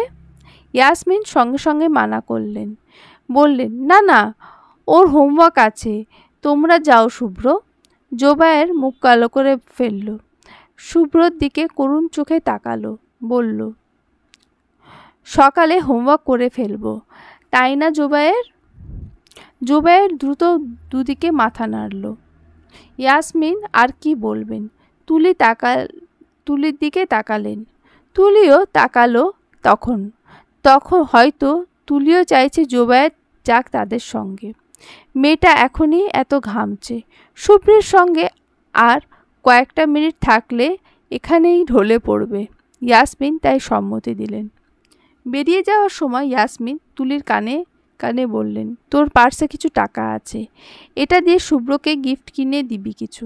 ছেলেরা যা পছন্দ করে তেমন কিছু কিনে দিস। নিচে নামল। শুভ্র চলে যায় পার্কিং থেকে গাড়ি বের করতে। জোবায়ের আর তুলি একটা গ্যারেজে দাঁড়িয়ে আছে। একা পেয়ে তুলি এবার জোবায়ের কান টেনে ধরল। জোবায়ের রীতিমতো ব্যথায় কুকিয়ে উঠল। বারবার বলল, কান ছাড় আপু, ব্যথা লাগে তো। আপু তুই কান ছিঁড়ল? তারপর রাগ দেখিয়ে বলল, ওনাকে বারবার দুলাভাই ডাকছিস কেন? আমি মাইর দেব তোকে। আরেকবার যেন আমার সামনে এই নামে না ডাকিস। জোবায়ের কান চেপে ধরে ওপরে মাথা তুলে তুলির দিকে তাকালো, বলল, দুলাভাইকে তাহলে কি ডাকবো আপু? তুলি সঙ্গে সঙ্গে জবাব দিল, ভাইয়া বলে ডাকবি। জোবায়ের মাথা নাড়ল। শুভ্র গাড়ি নিয়ে আসলো। তুলি শেষবারের মতো জোবায়েরকে চোখ দিয়ে শাসালো, যেন আরেকবার জোবায়ের দুলাভাই বলে ডাকলে তার গর্দান তুলি এসপার ওসপার করে ফেলবে। জোবায়ের পেছনের সিটে বসলো। তাকে টেনেও সামনে বসানো যায়নি। তাই না চাইতেও তুলি শুভ্রের পাশের সিটে বসলো। গাড়ি চলল সামনে। জোবায়ের এটা ওটা জিজ্ঞেস করছে শুভ্রকে। শুভ্র উত্তর দিচ্ছে। তুলি এখানে নীরব। জ্যাম লাগার পর জোবায়ের বিরক্ত হয়ে গেল বসে থাকতে থাকতে। শুভ্রকে বলল, না ভাই, তোমার মোবাইলে গেম আছে? দিবা আমাকে মোবাইলটা? ভালো লাগছে না আমার। শুভ্র জোবায়ের মুখে দুলাভাই না শুনে ভাই ডাক শুনে তুলির দিকে তাকালো। তুলিও তাকালো তখন। শুভ্র দেখছে তুলিকে। সেটা দেখে তুলি মুখ লুকিয়ে জানলার দিকে তাকিয়ে ফেলল। তুলি জানে শুভ্রের মনে এখন কি চলছে। শুভ্র মাথা নিচু করে হালকা হাসলো। তারপর পকেট থেকে ফোনটা বের করে লক খুলে জোবায়েরকে দিয়ে দিল। জোবায়ের গেম খেলছে। জ্যাম ততক্ষণে ছেড়েও দিয়েছে। শুভ্র এক ফাঁকে তুলিকে বলল, ওকে ভাই ডাকার জন্য ফোর্স করলে কেন? বাচ্চা মানুষ, ভালোবেসে ডাকছিল আমাকে। তুলি শাড়ির আঁচল খুঁড়তে খুঁড়তে বলল, বিয়ের আগে এত দুলাভাই ডাকা ঠিক না। শুভ্র সঙ্গে সঙ্গে জবাব দেয়, বিয়ে তো হচ্ছেই, আগে থেকে তাহলে ডাকলে সমস্যা কী? নিজের প্রশ্নে নিজেই অবাক হয়ে গেল শুভ্র। সে কবে থেকে এমন প্রশ্ন করা শুরু করলো? তুলিও অবাক চোখে শুভ্রের দিকে তাকিয়ে আছে। তুলি তাকিয়ে আছে দেখে শুভ্র আর তুলির দিকে তাকালো না, অন্য প্রসঙ্গে চলে গেল। মার্কেটে শুভ্র পুরোটা সময় জোবায়েরকে কোলে নিয়ে হাঁটতে হলো। মেয়েদের সঙ্গে মার্কেটে আসার ফলাফল জোবায়েরের জানা নেই, কিন্তু শুভ্র জানে মায়ের সঙ্গে মার্কেটে এলে শুভ্রর পা ব্যথা হয়ে যায় আর হাত ব্যথা হয় শপিং ব্যাগের বোঝা বয়ে। তবে আজ তেমন হাঁটতে হচ্ছে না। তুলি মাকে নিয়ে শপিং করছে। তুলি ব্যাগ বইছে আজ। শুভ্র কোলে জোবায়ের থাকায় সে এই কাজ করতে পারেনি। শুভ্র এক সময় তুলির কাছে এসে বলল, আফরোজাকে জিজ্ঞেস করল, আমাদের আর কতক্ষণ লাগবে আম্মু? আফরোজা একটা হ্যাঙ্গারে শাড়ি দেখতে দেখতে বলল, লাগবে আর কিছু সময়। তুই কি বাসায় চলে যাবি? শুভ্র বলল, না। তারপর তুলিকে শুভ্র বলল, শোনো, আমি খাবারের দিকটাই আছি, তোমাদের শেষ হলে কল করো। তুলি মাথা নাড়ল। শুভ্র জোবায়েরকে কোলে নিয়ে খাবারের দিকে চলে গেল।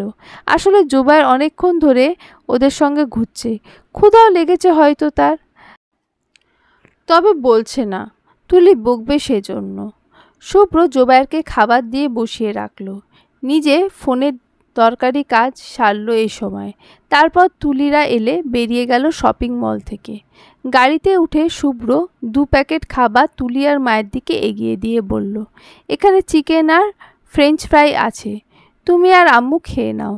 তুলি প্যাকেট হাতে নিল। প্যাকেট নেওয়ার সময় দুজনের আঙুল ছোঁয়া লাগলো। তুলি সঙ্গে সঙ্গে ছিটকে প্যাকেট নিয়ে সরে গেল। শুভ্র অপ্রস্তুত হয়ে সোজা হয়ে বসল। দুজনেই তারপর চুপচাপ। শুভ্র লুকিং গ্লাসে এবার তুলির দিকে তাকালো। খানিক চেয়ে থাকার পর তুলিও তাকালো লুকিং গ্লাসে। দুজনের চোখে চোখ পড়ে গেল। লজ্জায় দুজনেই চোখ সরিয়ে নিল। শুভ্র তুলিকে বাসায় পৌঁছে দিল। বাসার নিচে নেমে শুভ্র দরজা পর্যন্ত এগিয়ে দিল তুলিকে। তুলি ভেতরে যাবার আগে কিছুটা সময় থামল। হাতে একটা ছোট ব্যাগ, সেটা শুভ্রের জন্য কিনেছে তুলি। একটা ঘড়ি, শুভ্রকে কিভাবে দেবে সেটা ভাবছে। শুভ্র তুলিকে দাঁড়িয়ে থাকতে দেখে বলল, বাসায় যাবে না? তুলি থামলো এবার। অন্যদিকে চেয়ে ছোট্ট একটা নিঃশ্বাস ছেড়ে আবার শুভ্রের দিকে তাকালো। শুভ্র প্রশ্নবোধক চোখে চেয়ে আছে তুলির দিকে। তুলি নিজেকে সামলালো। হাতের ব্যাগটা শুভ্রের দিকে এগিয়ে দিয়ে বলল, এটা নিন, আপনার জন্য। শুভ্র চোখ বড় বড় করে প্যাকেটের দিকে চেয়ে রইল কিছুক্ষণ। তারপর হালকা হেসে প্যাকেট হাতে নিল। জিজ্ঞেস করল, তুমি কিনেছো? তুলি মাথা নাড়ল, হুম। শুভ্র এবার হাসল। প্যাকেটটা আঙুলের ভেতরে শক্ত করে চেপে ধরল। মুখে বলল, থ্যাংক ইউ ফর দিস। তুলি মৃদু হাসল উত্তর স্বরূপ। তারপর সালাম করে ভেতরে চলে গেল। তুলে যেতেই শুভ্র আনমনে প্যাকেটটার দিকে চেয়ে থাকলো। তারপর মনে মনে প্যাকেট খুলল। একটা ঘড়ি আছে প্যাকেটে, বেশ সুন্দর ঘড়ি, শুভ্রর পছন্দ হয়েছে। শুভ্র হেসে ঘড়ি আবার প্যাকেটটা বন্ধ করে গাড়িতে উঠে বসলো। তুলি আড়ালে গেটের গ্রিলের ফাঁকে চেয়ে রইল শুভ্রের যাওয়ার দিকে। শুভ্র যেতেই তুলি নিজের ডান হাতটা চোখের সামনে ধরল। আঙুলে যে জায়গাটা শুভ্রের ছোঁয়া লেগেছে সেই জায়গায় আনমনে দেখে গেল অনেকক্ষণ। বুকটা এখনো কাঁপছে, মনে হচ্ছে শুভ্রের আঙুল এখনো তুলির আঙুল ছুঁয়ে আছে। হুঁশ ফিরে তুলির খানিকক্ষণ পর। শুভ্র আজ মেডিকেল থেকে ছুটি নিয়েছে। আজ আফরোজার কড়া কণ্ঠে বলে দিয়েছেন, আজ এ বাড়ি থেকে মেডিকেলে যে যাবে তাকে ডান্ডা মেরে ঠান্ডা করে মেডিকেলে যাওয়ার শখ ঘুচিয়ে দেওয়া হবে। মা রেগে আছেন দেখে শুভ্র না চাইতেও ছুটি নিয়েছে মেডিকেল থেকে। মেডিকেল নেই দেখে শুভ্র বেশ আরাম করে ঘুমোনো। আজ ঘুম থেকে উঠে শাওয়ার নিয়ে খেতে বসলো নাস্তা। আফরোজা শুভ্রের জন্য অপেক্ষা করছিল। শুভ্র বসে উনি ডিম পরোটা এগিয়ে দিলেন। শুভ্র খেতে খেতে বলল, আজ ছুটি নেওয়ালে যে কোনো প্রোগ্রাম আছে নাকি? আফরোজা এবার মুখ ভার করে হাসলেন। খাওয়া থামিয়ে ছেলের দিকে চেয়ে গদগদ কণ্ঠে বললে, আজ তোর আর তুলির আকদ করানো হবে। আকদ কথাটা শুনে শুভ্র খাবারের মাঝে কেসে উঠল। আফরোজা সঙ্গে সঙ্গে উঠে শুভ্রের পিঠ মালিশ করে দিতে লাগলেন। শুভ্র পানি খেয়ে শান্ত হলো কিছুটা। তারপর কড়া চোখে আফরোজার দিকে চেয়ে বলল, আকদ এখন কেন ঠিক করলে আম্মু? আমাদের আরও চেনা জানা হওয়া উচিত ছিল। এইভাবে তাড়াহুড়ো করে বিয়ে করলে দুজনেই সংসার করতে পারবো না। আমাদের সম্পর্কটা তেমন না, ইটস ডিফারেন্ট। আফরোজা ছেলের দিকে তাকালেন সন্দেহ নিয়ে। তারপর জিজ্ঞেস করলেন, তুই কি তুলির সঙ্গে প্রেম করতে চাইছিস শুভ্র? শুভ্র এই প্রশ্ন শুনে মায়ের দিকে বাঁকা চোখে তাকালো। মাঝে মধ্যে শুভ্রের মা এমন অদ্ভুত কথা বলে শুভ্র তখন মন চাই দেওয়ালে মাথা ঠুকতে। শুভ্রের এভাবে তাকানোর কারণে আফরোজা মুহূর্তেই শুধরে গেলেন। বললেন, সরি, তুই তো আর প্রেম করার মতো ছেলে না, তুই হলি নিরামিষ, তোকে দিয়ে প্রেম হবে না জানি আমি। শুভ্র মায়ের করা অপমানে হাঁ হয়ে মায়ের দিকে চাইল। কোনো মা আছে পৃথিবীতে যে ছেলেকে প্রেম করার জন্য উস্কে দিতে পারে? শুভ্রের জানা নেই। শুভ্র তাকালো। আফরোজা বললেন, আচ্ছা বল, কি করতে চাইছিস? আকদ করবি না, ঠিক আছে, তাহলে কি করবি? তোকে তুলির সঙ্গে ইয়াসমিন আকদ ছাড়া মিশতে দেবে না। ওদের পরিবারে এটা নেই। আর আকদ শুধুমাত্র করানো হবে তোদের সম্পর্ককে আগে বাড়ানোর জন্য। ইয়াসমিন এর মতে তুলি সংসার করবে না আপাতত, মেডিকেল শেষ করার আগে অবধি। হাতে তুই 3 থেকে 4 বছর পাচ্ছিস, সেটা দুজন দুজনকে জানার জন্য যথেষ্ট নয়? শুভ্র ভাবল অনেকক্ষণ। সে বিয়ে এখন করুক আর 3 বছর পর তুলিকেই করতে হবে। তাহলে একটা হারাম সম্পর্কে জড়ানোর কি মানে? আকদ করে রাখলে সমস্যা তো নেই তেমন। শুভ্র ঘুরে ফিরে আফরোজার কথাই ঠিক ধরল।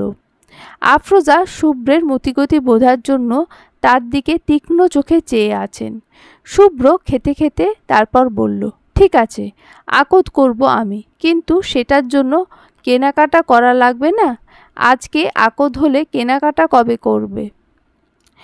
আফরোজা এবার বিজয়ের হাসি হাসলেন। মুখ ভরে হেসে বললেন, সব কেনা শেষ, তুই শুধু চুপচাপ আকদ করতে বসে যা। শুভ্র ভ্যাবাচাকা খেয়ে গেল। বলল, কখন কিনলে? তুমি তো আমাকে ছাড়া কোনোদিন শপিং করনি। আফরোজা উত্তর দেন, ওই দিন তুলিকে নিয়ে গেলাম না মার্কেটে, ওই দিন সব কিনে ফেলেছি। তুলির মাপের গোল্ডের আংটিও কিনেছি, দাঁড়া দেখাচ্ছি এনে তোকে। আফরোজা চলে গেলেন নিজের রুমে আংটি আনতে। শুভ্র অবাক হয়ে মায়ের যাওয়ার দিকে চেয়ে দীর্ঘশ্বাস ফেলল। মা কতটা ধুরন্ধর তার, শুভ্র জেনে হতভম্ব। তার বিয়ে নিয়ে মায়ের খুশির শেষ নেই। আনন্দের অতিশয্যে এ সকল অসুখ ভুলে তার বিয়ে নিয়ে মেতে গেছেন। শুভ্র মায়ের আনন্দ সুখ অনুভব করছে ভীষণ। মায়ের একটা হাসির জন্য শুভ্র নিজের জীবন দিয়ে দিতে পারে। এ তো সামান্য বিয়ে। আফরোজা এলেন, হাতে একটা ছোট্ট বক্স। শুভ্রর কাছে এসে বসলেন। বক্সটা শুভ্রের হাতে দিয়ে বললেন, দেখ তো তোর বউয়ের আংটি পছন্দ হয় কি না। শুভ্রের বউ কথাটা শুভ্রের বেশ লাগলো কেন যেন। মায়ের দিকে আবারও তীক্ষ্ণ চোখে চেয়ে শুভ্র বক্স খুলে দেখল। মাঝারি আকারের একটা আংটি খুঁটিয়ে দেখল শুভ্র, তারপর আবার বক্সে রেখে দিল। আফরোজার দিকে বক্স এগিয়ে দিয়ে বলল, দেখলাম সুন্দর হয়েছে, তোর বউকে দিয়েই পছন্দ করিয়েছি, ওর জন্যই কিনেছি বলিনি। শুভ্র মায়ের এই বারবার তোর বউ বলা দেখে কিছুটা লজ্জা পাচ্ছে। শুভ্র বলল, বারবার বউ বউ বলছো কেন? বউ হয়নি এখনো। হবে তো, আজকে রাত থেকেই প্রোগ্রাম, আজকে রাতে।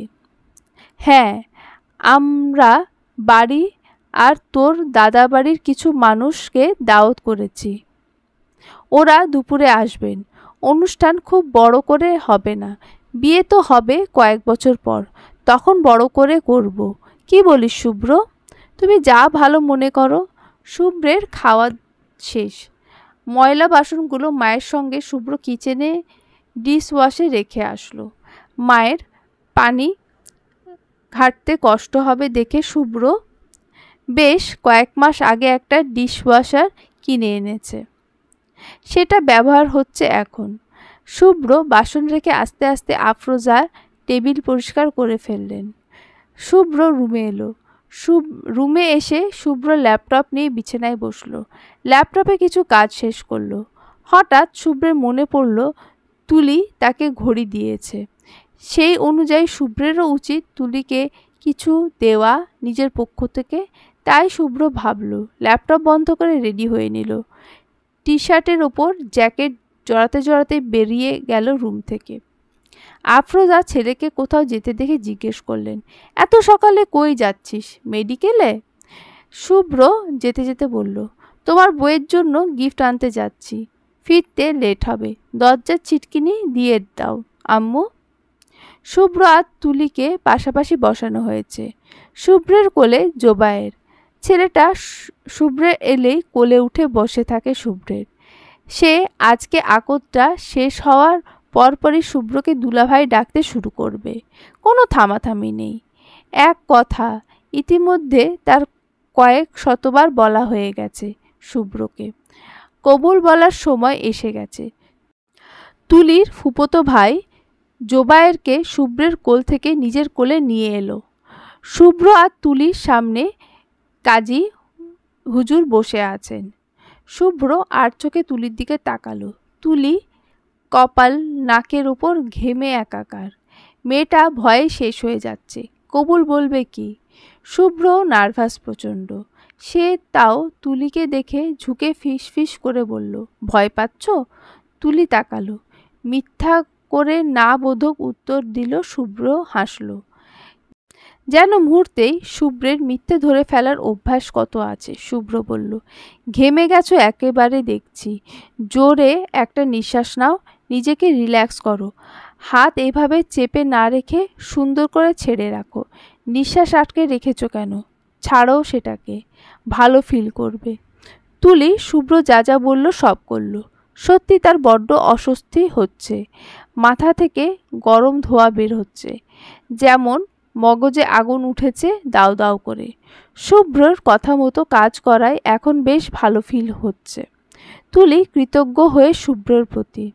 শুভ্রর দিকে একটু ঝুঁকে ফিসফিসে বলল, থ্যাঙ্কস। শুভ্র মৃদু হেসে তুলির দিকে তাকালো। দুজনে চোখে চোখ পড়ল। লজ্জায় চোখ সরিয়ে নিল তুলি। কবুল বলার মুহূর্ত এলো। তুলিকে প্রথমে কবুল বলতে বলা হলো। তুলি কিছুটা সময় নিল। তারপর আর চোখে আবারও শুভ্রের দিকে তাকিয়ে দেখল। শুভ্র তাকালো তখন। তুলি ভয় পাচ্ছে ভীষণ। নতুন একটা সম্পর্কে জড়ানোর অভিজ্ঞতা ভয় তাড়িয়ে বেড়াচ্ছে তুলিকে। তুলি চুপ। ইয়াসমিন পাশ থেকে মেয়ের কাছে গিয়ে এগিয়ে এলেন, তুলির হাত চেপে ধরলেন নিজের হাতে। তুলির চোখ বেয়ে অজান্তেই গড়িয়ে পড়ল কয়েক ফোঁটা জল। ইয়াসমিন মেয়ের চোখ মুছে দিলেন আদরে। মেয়ের কপালে চুমু খেয়ে তারপর বললেন, মা কবুল বল, কাজী সাহেব অপেক্ষা করছেন মা। মায়ের আশকারা পেয়ে তুলি কিছুটা শান্ত হলো। শুভ্র পাশ থেকে তুলির কান্না দেখছে। ইয়াসমিন পাশে না থাকলে তুলিকে কিছু বলা যেত, ভরসা দেওয়া যেত। এখন তো মানুষের সামনে কথা বলাও দুষ্কর। শুভ্র তুলির দিকে তাকিয়ে, তুলি ইয়াসমিনের থেকে চোখ সরিয়ে শুভ্রের দিকে তাকালো। শুভ্র মৃদু হাসল তখন। হঠাৎ কি যেন হলো তুলির। মনের অজান্তেই তুলির মুখ থেকে বের হয়ে এলো 3টা শব্দ, কবুল কবুল কবুল। তুলি যখন কবুল বলছে শুভ্র সেই সময়টা তুলির দিকে ঠাঁই চেয়েছিল। দুজন দুজনের চোখের দিকে চেয়ে রইল বেশ কিছু সময়। উচ্চস্বরে আলহামদুলিল্লাহ বলার আওয়াজে দুজনের ঘোর ভাঙল। এতক্ষণ ঘোরের ভেতর ভিড়ের মধ্যে এভাবে চেয়েছিল তারা। শুভ্র লজ্জায় অন্যদিকে তাকালো। তুলিও লজ্জায় মাথা নিচু করে চুপচাপ বসে রইল। বাকিটাক্ষণ কেউই আর কারোর দিকে তাকালো না। শুভ্রকে কবুল বলতে বলা হলো। শুভ্র আফরোজার দিকে চেয়ে দেখলো একবার। আফরোজা খুশিতে কেঁদেই ফেলেছেন প্রায়। আফরোজাকে এক হাতে জড়িয়ে আছেন ইয়াসমিন। দুজনের চোখে অশ্রু টলমল করছে। ইয়াসমিনের আঁচল চেপে ধরে দাঁড়িয়ে আছে জোবায়ের, তার টালমাটাল চোখে আকাশসম বিস্ময়। এভাবে কেউ বিয়ে করে? হয়তো সে জানে না। তার প্রশ্নবোধক চোখ বারবার শুভ্র তুলিকে দেখেই চলেছে। শুভ্র তুলির দিকে চায়, মাথা নিচু করে বসে আছে তুলি। কিন্তু শুভ্র জানে কান তুলির শুভ্রের দিকেই তাক করা। শুভ্র কিছুটা সময় নেয়, তারপর মৃদু হেসে ধীরে ধীরে বলে, আলহামদুলিল্লাহ, কবুল কবুল কবুল। সারা ঘরময় এক ঝাঁক প্রশান্তি যেন উড়ে গেল শুভ্রের কথায়। তুলির বুকটা ছলাক করে উঠল। শুভ্র এত সুন্দর করে কবুল বলেছে যে তুলি মোহিত হয়ে গেল একদম। মাথা তুলে শুভ্রর দিকে তাকালো। শুভ্র এতক্ষণ তুলির দিকেই চেয়েছিল। অতঃপর দুজনের চোখাচোখি হলো। বরাবরের মতো তুলি চোখ সরিয়ে নিল। কথা হচ্ছে বড়দের মধ্যে। বিয়ের বাকি কথা এখনই সেরে নিচ্ছেন তারা। বিয়ে হতে বাকি হাতে 4 বছর আরও। শুভ্র আর তুলি সেই সময় নিজেদের জেনে নিতে পারবে। সংসার করার মূল কাঠি তো একে অপরকে জানা, বোঝা, ভালোবাসা। শুভ্র বড়দের কথার মধ্যে বিরক্ত হচ্ছিল কিছুটা। তুলি পাশে নেই। চাচাতো বোন এসে রুমে নিয়ে গেছে। শুভ্র বিরক্তি বুঝে ইয়াসমিন বললেন, শুভ্র বাবা তুমি ঘরে গিয়ে বসো না হয়, তুলিকে আমি রুমে পাঠাচ্ছি। শুভ্র শুনে হ্যাঁ বলল। একজন এসে শুভ্রকে তুলির ব্যক্তিগত বেডরুমে নিয়ে গেল। শুভ্র বেডরুমটা দেখল। ছোট দুজনা পলং, একটা বইয়ের ঠাসা পড়ার টেবিল, কাঠের আলমারি, ছোট্ট একটা মিনি সাইজের বুকশেলফ, একটা ছোট দোলনা। বেশ সাজিয়ে গুছিয়ে রাখা ঘরটা। তুলি বেশ গোছানো মেয়ে, সেটা তার ঘর দেখেই বোঝা যাচ্ছে। শুভ্র গিয়ে পড়ার টেবিলের চেয়ারটা টেনে বসলো। হাতে একটা বই নিয়ে উল্টে পাল্টে দেখতে লাগলো। হঠাৎ বইয়ের ভেতর থেকে একটা কাগজ খসে পড়ল। শুভ্র মাটিতে তাকালো অবাক হয়ে। তারপর একটু হেসে কাগজ হাতে তুলল। কাগজ চোখের সামনে মেলে ধরে দেখল, সেখানে মার্কার পেন দিয়ে কয়েকবার পরপর লেখা, তুলি শুভ্র স্যারকে বিয়ে করবে না, তুলি শুভ্র স্যারকে বিয়ে করবে না, তুলি শুভ্র স্যারকে বিয়ে করবে না। শুভ্র কাগজের লেখা পড়ে বেশ কিছু সময় কাগজটার দিকে চেয়ে থাকলো। তারপর আচমকায় হেসে উঠল শব্দ করে। সেই সময় তুলি শাড়ি সামলে ঘরে ঢুকছে। তুলি ঘরে ঢোকার সাথে সাথে বাইরে থেকে কেউ একজন ওদের ঘরের ছিটকানি দিয়ে দিল। তুলি ছিটকানির শব্দে একবার পেছন ফিরে তাকিয়ে আবার শুভ্রর দিকে তাকালো। শুভ্র তুলির দিকে চেয়ে হাসছে। তুলি শুভ্রের হাসি দেখল। বুক কেমন একটা করে উঠল তুলির। হাসিটা এত মারাত্মক লাগলো তুলির কাছে, বলা অসম্ভব। তুলি চোখের পলক ফেলে আবার তাকালো শুভ্রের দিকে। শুভ্র হাসি থামিয়ে তুলিকে বলল, শুভ্র স্যারকে বিয়ে করবে না করেও বিয়ে করে বসে আছো। এবার এই কাগজটা কি হবে তুলি? তুলির ঘোর ভেঙে গেছে শুভ্রের কথা শুনে ততক্ষণে। তুলি তীক্ষ্ণ চোখে শুভ্রের দিকে তাকালো। তারপর চোখ গেল শুভ্রের হাতের কাগজের দিকে। তুলি সঙ্গে সঙ্গে ছুটে এসে শুভ্রের থেকে কাগজটা কেড়ে নিয়ে ড্রয়ারে রাখতে রাখতে বলল, ওটা অনেক আগে লিখেছিলাম, তখন জানতাম না বিয়েটা হবে যে। শুভ্র মৃদু হাসল। তুলি কাগজ ড্রয়ারে রেখে বিছানায় বসল। আজও শাড়ি পরেছে তুলি। শাড়িতে তুলিকে শুভ্রের কাছে কেন যেন মারাত্মক লাগে। এই প্রথম শুভ্র তুলিকে দেখল। আপাদ মস্তক, গাঢ় চোখে। তুলি সুন্দর, এক কথায় শ্যামা সুন্দরী। তুলি ছাত্রী না হলে হয়তো শুভ্র তুলিকে বিয়ে করতে এতটা আপত্তি থাকতো না। শুভ্র একসময় চোখ সরালো, একটু সোজা হয়ে বসে একটা প্যাকেট তুলির দিকে এগিয়ে দিয়ে বলল, তোমার জন্য। তুলি তাকালো, এবার চোখ তুলে। শুভ্রের দিকে একবার চেয়ে প্যাকেটটির দিকে তাকালো, তারপর হাত বাড়িয়ে প্যাকেট হাতে নিল। তুলির হাতে চুড়ি রিনঝিনিয়ে শব্দে শুভ্রের ঘোর লেগে এলো। শুভ্র অপলক চেয়ে রইল তুলির হাতে লেপ্টে থাকা চুড়িগুলোর দিকে। তুলি প্যাকেট হাতড়ে দেখল। শুভ্র বলল, চাইলে খুলে দেখতে পারো। তুলি প্যাকেট খুলতে লাগলো। প্যাকেট থেকে বেরিয়ে এলো একটা সুন্দর মেরুন রঙের জামদানি শাড়ি। শাড়ি দেখেই তুলি শাড়ির প্রেমে পড়ে গেল যেমন। শুভ্রের পছন্দ মারাত্মক লাগলো তুলির কাছে। তুলি শুভ্রের দিকে চেয়ে মৃদু হাসল, বলল, থ্যাঙ্কস, ভীষণ সুন্দর শাড়িটা। শুভ্র উত্তরে হাসল। তারপর আবার তুলি চুপ হয়ে গেল। শুভ্রের সঙ্গে তুলি খুব একটা কথা বলেনি এখন অবধি। শুভ্র সামনে এলেই যেন তুলি বোবা হয়ে যায়। অথচ শুভ্র জানে তুলি বড্ড মিশুকে উড়নচণ্ডী স্বভাবের। মেয়েটা শুভ্রকে এত ভয় পায়।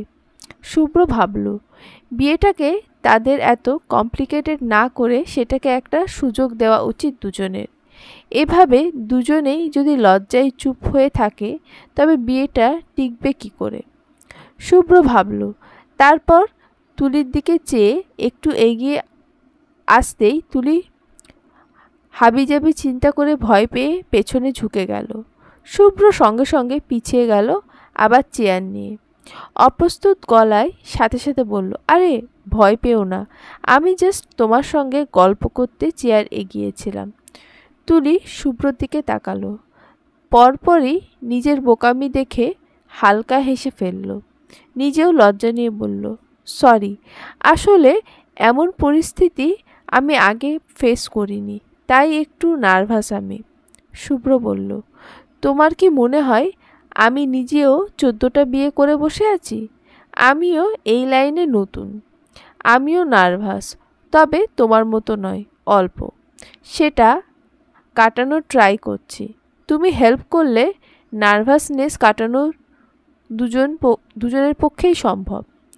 তুলি মাথা দোলালো। শুভ্র এবার নিশ্চিন্তে চেয়ার এগিয়ে আনলো তুলির দিকে। তুলিও এগিয়ে বসলো খানিক। শুভ্র প্রথমে শুরু করলো, শুরুতে জেনে নেওয়া যাক, তোমার নিজের সম্পর্কে বলো শুনি। তুলি শুভ্রের দিকে তাকালো, বলল, কি বলবো? শখ, ইচ্ছে, প্যাশন, এগুলোই। তুলি উত্তর দিল, শখ বলতে আমার গাছ লাগানো ভালো লাগে। বারান্দায় অনেক গাছ লাগিয়েছি আমি। এখানে অল্প, ছাদে আমার লাগানো প্রচুর গাছ আছে, সেগুলোর পেছনে আমার দিনের অর্ধেক সময় যায়। আপনার? শুভ্র এবার নিজেরটা বলল, আমার গাছ লাগানো তেমন পছন্দ নয়। আমি বেশিরভাগ সময় বই পড়ি, থ্রিলার। আমার তোমার মতো ছোট বুকশেলফ নেই। আছে মস্ত বড় বুকশেলফ, সেলফ ভর্তি শুধু থ্রিলার বই, হরর বই আর টুকটাক সায়েন্স ফিকশন আছে। তুলি কথাটা কাটল। রোম্যান্টিক বই নেই কেন? আমি পড়ি না এসব। কেন যেন অবাস্তব মনে হয় এসব রোম্যান্টিকিজম। তুমি বই পড়ো? তুলি মন খারাপ করে বলল, রোম্যান্টিক। শুভ্র তুলির মন খারাপ দেখে হাসলো, বলল, ঠিক আছে, তুমি আমাদের বাড়িতে আসলে বুকশেলফের একটা অংশ খালি করে রাখবো, সেখানে তোমার রোম্যান্টিক বইগুলো রাখবে। তবে প্লিজ আমাকে পড়তে ফোর্স করবে না, আমি এইসবে নেই। তুলি শুভ্রের কথার ধরন শুনে হেসে উঠল। শুভ্র বলল, কোনো ইউনিক ইচ্ছা আছে যেটা ফুলফিল করতে চাও? তুলি ভাবল, তারপর উত্তর দিল, একটা না, কয়েকটা আছে। বলো সেসব। প্রথমত, আমি আমার কোনো এক জন্মদিনে বয়স অনুযায়ী অনেকগুলো রোম্যান্টিক বই পাবো। সেকেন্ড, আমি তারা খসা দেখতে চাই, জীবনে একবার হলেও দেখতে চাই। থার্ড, এটা বলা যাবে না। শুভ্র বলল, কেন বলা যাবে না? তুলি উত্তর দিল, কেন বলা যাবে না এটা কারণও বলা যাবে না, প্লিজ ফোর্স করবেন না। শুভ্র বলল, ঠিক আছে। তুলি শুভ্রকে জিজ্ঞেস করল, আপনার ইচ্ছে? শুভ্র মাথা চুলকে হাসল খানিক, তারপরে বলল, ফার্স্ট অফ অল, জীবনে একবার আম্মু, আমি আর যে বউ হবে তাকে নিয়ে হজ করব। আম্মুর খুব ইচ্ছে হজে যাওয়ার। সেকেন্ড, একদিন অনেকগুলো ছুটি পাবো, তারপর দেশের এক প্রান্ত থেকে আরেক প্রান্ত ঘুরে দেখব, মানে লং ড্রাইভিং এর শখ। আমার আপাতত কোনো থার্ড ইচ্ছে নেই। আমি ইচ্ছে কম রাখি, যা রাখি সেটা পূরণ করার ট্রাই করি অল টাইম। বেশিরভাগ পূরণ করেছি, এই দুটো বাকি শুধু। তুলি বলল, হজ তো পূরণ করতেই পারতেন। শুভ্র মৃদু হেসে বলল, বউ কোথায় পাবো? বিয়ে তো আজ করলাম, ইনশাল্লাহ আরও 4 থেকে 5 বছর পর এই ইচ্ছাও পূরণ হয়ে যাবে। তুলির বুকটা প্রশান্তিতে ভরে গেল। শুভ্রের প্রতি সম্মান যেন দ্বিগুণ বেড়ে গেল। মানুষটা এত ভালো কেন? তার চেহারার দিকে তাকালে তুলি আকণ্ঠ ডুবে যায়, আর উঠে দাঁড়াবার জোর হয় না। মানুষটার হাসি, কথা বলার ভঙ্গিমা, ভ্রু কুঁচকানো, তাকানো, অ্যাপ্রন পরে করিডোর দিয়ে হাঁটা, তুলিকে তুমি বলে সম্বোধন করা, তার নরম গলা, এসব সব কিছুর প্রতি তুলি ধীরে ধীরে আকৃষ্ট হয়ে যাচ্ছে। শুভ্র মানে এক আকাশ আসক্ততা। তুলি ইদানিং সেটাই বিশ্বাস করতে বসেছে। শুভ্রের কথা শুনে তুলি মৃদুস্বরে বিড়বিড় করল, ইনশাআল্লাহ, আল্লাহ আপনার ইচ্ছা শীঘ্রই পূরণ করুক। শুভ্র মৃদু হেসে বলল, আমিন। তুলি কয়েকদিন হলো ক্লাস, ওয়ার্ড, পড়াশোনায় ভীষণ ব্যস্ত দিন পার করছে। আকদের পর শুভ্রও ব্যস্ত। দুজনের কথাটা তেমন একটা হয় না। তবে আজ ওয়ার্ডে ক্লাস নেবে শুভ্র। তুলি অন্যদিন মুখে পানি ছিটিয়ে অ্যাপ্রন গায়ে দৌড়ে ওয়ার্ডে যায়। তবে আজ তুলি কেন যেন খুব সময় নিয়ে ফেস ওয়াশ করলো, মুখে ক্রিম দিল, ঠোঁটে টিন্টেড লিপ বাম দিল। ওয়ার্ডে সাজগোজ তুলি তেমন করে না, তবে শুভ্র আসছে আজ। তুলি চায় না তাকে দেখে কোনো কবরস্থান থেকে উঠে আসা দেহ মনে হোক। শুভ্র ক্লাস নিচ্ছে। ফর্মাল গেটআপে শুভ্রকে বেশ সুন্দর দেখাচ্ছে তুলির কাছে। তুলি বারবার চোখ দিচ্ছে শুভ্রের দিকে, অথচ শুভ্র এখনও অবধি তুলির দিকে একটিবারও তাকায়নি। তুলি বিরক্ত হলো, ভাব দেখানো হচ্ছে তাকে। তুলি তারপর রেগে গিয়ে নিজেও আর একবারও শুভ্রের দিকে তাকালো না। শুভ্র একটা বেডের পাশে দাঁড়িয়ে রোগী দেখছে। রোগীর চোখ দেখতে দেখতে সে স্টুডেন্টদের প্রশ্ন করল, হিস্ট্রি নেওয়া হয়েছে পেশেন্টের? সবাই উত্তর দেওয়ার আগে একটা মেয়ে ভিড় ঠেলে এগিয়ে এসে ঠিক শুভ্রের কাছে এসে দাঁড়ালো। তারপর এলিয়ে এলিয়ে বলল, হ্যাঁ স্যার। শুভ্র এত কিছু খেয়াল নেই, সে রোগী দেখতে ব্যস্ত। রোগীর দিকেই সকল মনোযোগ তাক করে সে প্রশ্ন করল, হিস্ট্রি বলে যাও একটা একটা করে। একটা ছেলে বলল, sir, this patient has drowsiness, fatigue, nail bed bipolar and a case of one time a consensorship. শুভ্র এবার জিহবা দেখল রোগের। মেয়েটা আবার আগ বাড়িয়ে বলল, স্যার, আমি ওনাকে ফল ফাকড়া খেতে বলেছি। I think anaemic patient. Shubhro এবার সোজা হয়ে দাঁড়ালো। তুলি মেয়েটার এত বেহাল্লাপনা দেখে যারপন্নায় তার বিরক্ত। আঙুলের ডগায় কলম পিষে ধরল। রাগ মেটানোর জন্য নিজের দাঁত দিয়ে জিভ কামড়ে ধরল। শুভ্র এত সব লক্ষ্য করেনি। তার মাইন্ড আপাতত ডাইভার্ট। শুভ্র মেয়েটাকে বলল, এইসব আই থিঙ্ক ইউ থিঙ্ক দিয়ে পেশেন্ট চিকিৎসা করবে? এভাবে পেশেন্টকে তার রোগের ডিসক্রাইব করলে পেটাবে ধরে। শিওর হয়ে বলতে পারলে রোগের চিকিৎসা করবে, না হলে না। Everyone got it? সবাই মাথা নাড়ালো। শুভ্র পেশেন্টের দিকে তাকালো একবার। সুন্দর করে মিষ্টি হেসে পেশেন্টকে বলল, চাচা, আপনার শরীরে রক্তশূন্যতা আছে, ব্লাড ট্রান্সফিউশন করাতে লাগবে। আমি সিস্টারকে বলে দিচ্ছি, সে কয়েকটা পরীক্ষা করে আমাকে জানাবে। গ্রামের বৃদ্ধ লোক ভয় পেয়ে বললেন, আমি কি মায়েরা যাবার পারি? শুভ্র মাথায় হাত বুলালো, বলল, না, চিন্তা নেই, আপনি একদম সুস্থ হয়ে বাড়ি ফিরবেন। এখন রেস্ট নিন, সিস্টার এসে বাকি সব জানাবে আপনাকে। মেয়েটা আবারও আগ বাড়িয়ে এলো। তুলি দূর থেকে কোনা চোখে মেয়েটার কাজ দেখছে দাঁড়িয়ে দাঁড়িয়ে। কি বেয়াদব মেয়ে, শুভ্রের সঙ্গে লাইন মারছে।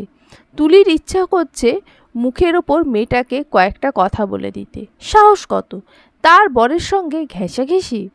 তুলি অবাক হলো নিজের ভাবনায়। তুলি কবে থেকে শুভ্রের প্রতি এতটা অধিকার প্রবণ হয়ে পড়ল? অবশ্যই হবে না কেন, বরের ভাগ কোন বাঙালি নারী বা দিয়েছে? শুভ্র বলল এইবার সবাইকে, আজ বাসায় সবাই অ্যানিমিয়া নিয়ে ডিটেলসে পড়বে। ফার্স্ট ইয়ারে পড়া ঝালাফালা করবে আবার। You will find a lot of patient with this case. আজকের মতো ওয়ার্ড শেষ। গো এভরিওয়ান। শুভ্র ওয়ার্ড ছেড়ে চলে গেল। তুলি কি মনে করলো, সোজা ব্যাগ নিয়ে বেরিয়ে গেল ওয়ার্ড থেকে। শুভ্র করিডোর দিয়ে হাঁটছে, হাতে ফোন, কাকে কল লাগাচ্ছিল। তুলি এক দৌড়ে শুভ্রের পাশে এসে দাঁড়ালো। শুভ্র কাউকে পাশে পেয়ে হঠাৎ উপলব্ধি করে তাকালো। তুলিকে দেখে শুভ্র অবাক হলো, তারপর হেসে বলল, কি ব্যাপার সঙ্গে সঙ্গে তুলি শুভ্রের একটু কাছে ঘেঁষে শুভ্রের হাতে একটা চিরকুট ধরিয়ে দিয়ে আবার এক দৌড়ে সামনে চলে গেল। শুভ্র হতভম্ব হয়ে চিরকুট হাতে তুলির যাওয়ার দিকে চেয়ে আছে। মেয়েটা এত উড়নচণ্ডী, শুধু চঞ্চলতা আর চঞ্চলতা, এলো আর গেল, মাঝখানে ঝড় বইয়ে গেল। শুভ্র হাতের চিরকুটের দিকে তাকালো। চিরকুট দেওয়ার কারণ বুঝতে পারল না শুভ্র। হালকা হেসে চিরকুট খুলে দেখল সেখানে খুব বিশ্রী হাতের লেখায় লেখা, আপনি বিবাহিত। এরপর ওয়ার্ড ক্লাসে কথাটা মাথায় রাখবেন প্লিজ। শুভ্র প্রথম দফায় অবাক হয়ে চিরকুটের দিকে চেয়ে থাকলো। চিরকুটের অর্থ বুঝতে তার বেশ সময় লাগলো।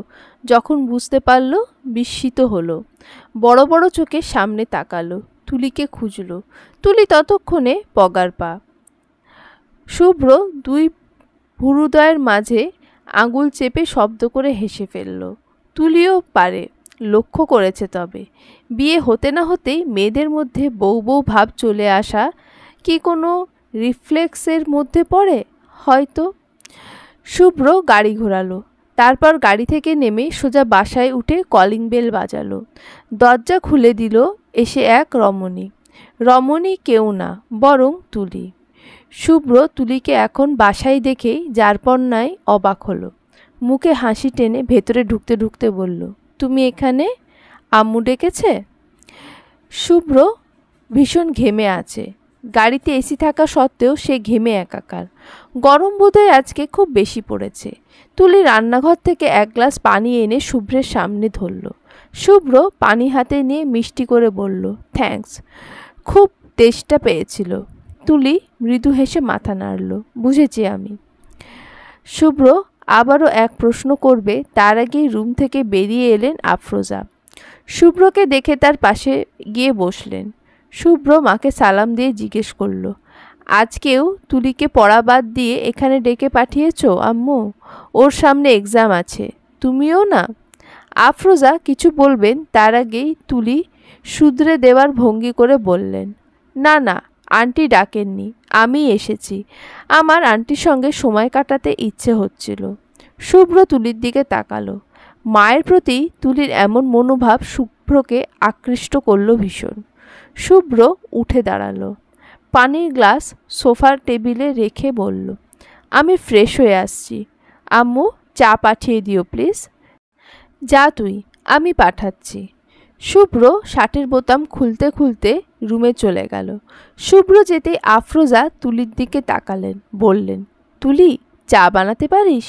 শুভ্রকে আজ তুই চা দিবি, দৌড়ে যা তো। তুলি আফরোজার কথা বলার ধরন দেখে হেসে উঠল। দু হাতে আফরোজাকে শক্ত করে জড়িয়ে ধরে আফরোজার গায়ে খানিক নিয়ে আদর গলায় বলল, আন্টি তোমার কথা শুনলে না আমার খুব আদর আদর লাগে জানো। আফরোজা হাসলেন, বললেন, তাই বুঝি? হ্যাঁ একদম তাই। তুলি চুমু খেলো আফরোজার গালে। আফরোজা চমকপ্রদ গলায় বললেন, তাহলে আজ থেকে তুইও আদর আদর গলায় আমাকে শুভ্রর মতো আম্মু বলে ডাকিস তো। এই আন্টিটা না কেমন নিরামিষ নিরামিষ লাগে, শুনতে মজা লাগে না। তুলি হেসে ফেলল, কী চমৎকার আবদার, নেই কোনো জোর জবরদস্তি, শাসানো, শুধু এক বুক নিঃসংকোচ মিষ্টি আবদার। তুলি বলল, ঠিক আছে আম্মু, ডাকবো। এখন যাই, তোমার পুত্রের জন্য চা বানিয়ে নিয়ে যাও। চা না পেলে এখনই ক্লাস নেওয়া শুরু করবে দুজনের। আফরোজার মনে পড়ল। তিনি তাড়া লাগিয়ে বললেন, দ্রুত যা দ্রুত যা। তুলি রান্নাঘরের দিকে গেল, আফরোজাও পেছন পেছন গেল। তুলি চা বসিয়েছে চুলায়। আফরোজা একটা চেয়ারে বসে তুলির চা বানানো দেখছেন। মেয়েটা রান্নায় কি পটু, ইয়াসমিন বলেছে।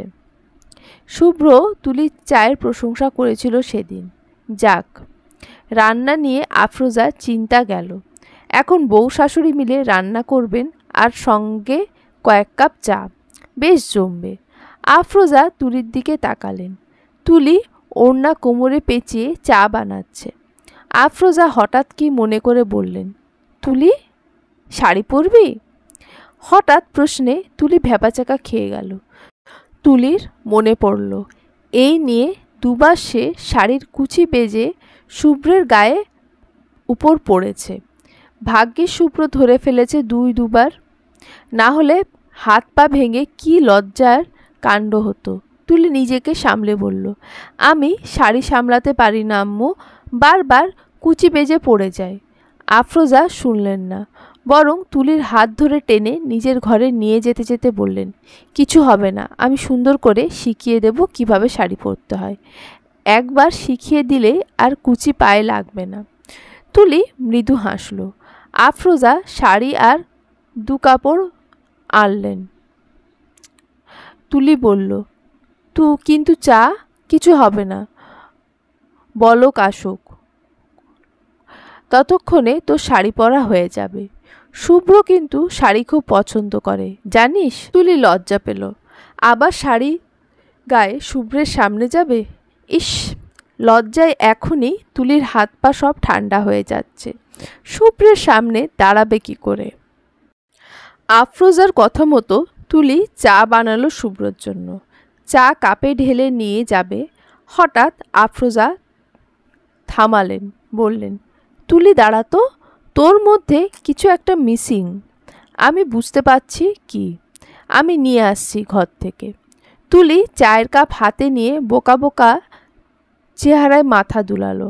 আফরোজা গেলেন আর এলেন, হাতে করে নিয়ে এলেন এক পাতা টিপ। তুলি টিপ দেখে অবাক হলো। টিপ শাড়ির সঙ্গে তো সবসময় পরে তুলি, আজ একদম মনে ছিল না। কোথায় ছিল মন? অবশ্য ইদানিং তুলি মন একটু খুইয়ে খুইয়ে থাকে। কেমন যেন একটা অদ্ভুত অনুভূতি হয় মনের মধ্যে, একটু অন্যরকম অদ্ভুত অনুভূতি। আফরোজা একটা টিপ খুলে তুলির দুই ভ্রুদয়ের মাঝে সেঁটে দিলেন। মিষ্টি হেসে বললেন, শাড়ির সঙ্গে টিপ না হলে জমে না। জানিস তুলি, এই টিপের পাতা অনেক পুরনো। আমার যৌবনকালের টিপের অনেক শখ ছিল। শুভ্রের বাবা তো পাতার পর পাতা এনে রেখে দিত বাসায়। আমি প্রতিদিন শাড়ির সঙ্গে মিলিয়ে পরতাম। এখন আর পরি না। শুভ্রের বাবা নেই, কাকে দেখাবো পরে? তবে তোর তো শুভ্র আছে, আমার এখান থেকে টিপ নিয়ে পরবি আর শুভ্রকে দেখাবি। তারপর শুভ্রের বাবার মতো শুভ্র তোর জন্য পাতার পর পাতা টিপ এনে রাখবে। একই ঘটনার পুনরাবৃত্তি। হা হা হা। তুলির চোখ জলে ছলছল করে উঠল। তাদের দুজনের সম্পর্ক যেমনই হোক, অন্তত এই মায়ের জন্যও তুলি বোধ করি শুভ্রকে বিয়ে করে ভুল করেনি। মানুষটা মারাত্মক আকৃষ্ট তার সন্তানের প্রতি, তেমনি তুলির প্রতিও। তুলি মৃদু হাসল, টিপটা আলতো করে ছুঁয়ে দিয়ে বলল, চা ঠান্ডা হচ্ছে আম্মু, যাই? ও হ্যাঁ, যা যা। তুলি হেসে চা নিয়ে শুভ্রের রুমে গেল। শুভ্র মাত্র গোসল সেরে বেরিয়ে এসেছে। টাওয়েল সোফার ওপর ফেলে রাখল। ভিজে টাওয়েল এভাবে ফেলে রেখেছেন? তুলি শুভ্রের মনোযোগ আকর্ষণ করার জন্য চায়ের কাপে শব্দ তুলল। শুভ্র তখন পেছনে ফিরল। চা হাতে তুলি দাঁড়িয়ে আছে দেখে শুভ্র সঙ্গে সঙ্গে ভেতরে আসতে বলল। তুলি ভেতরে ঢুকল। শুভ্র হাত বাড়ালো। তুলি চায়ের কাপ শুভ্রের হাতে ধরালো।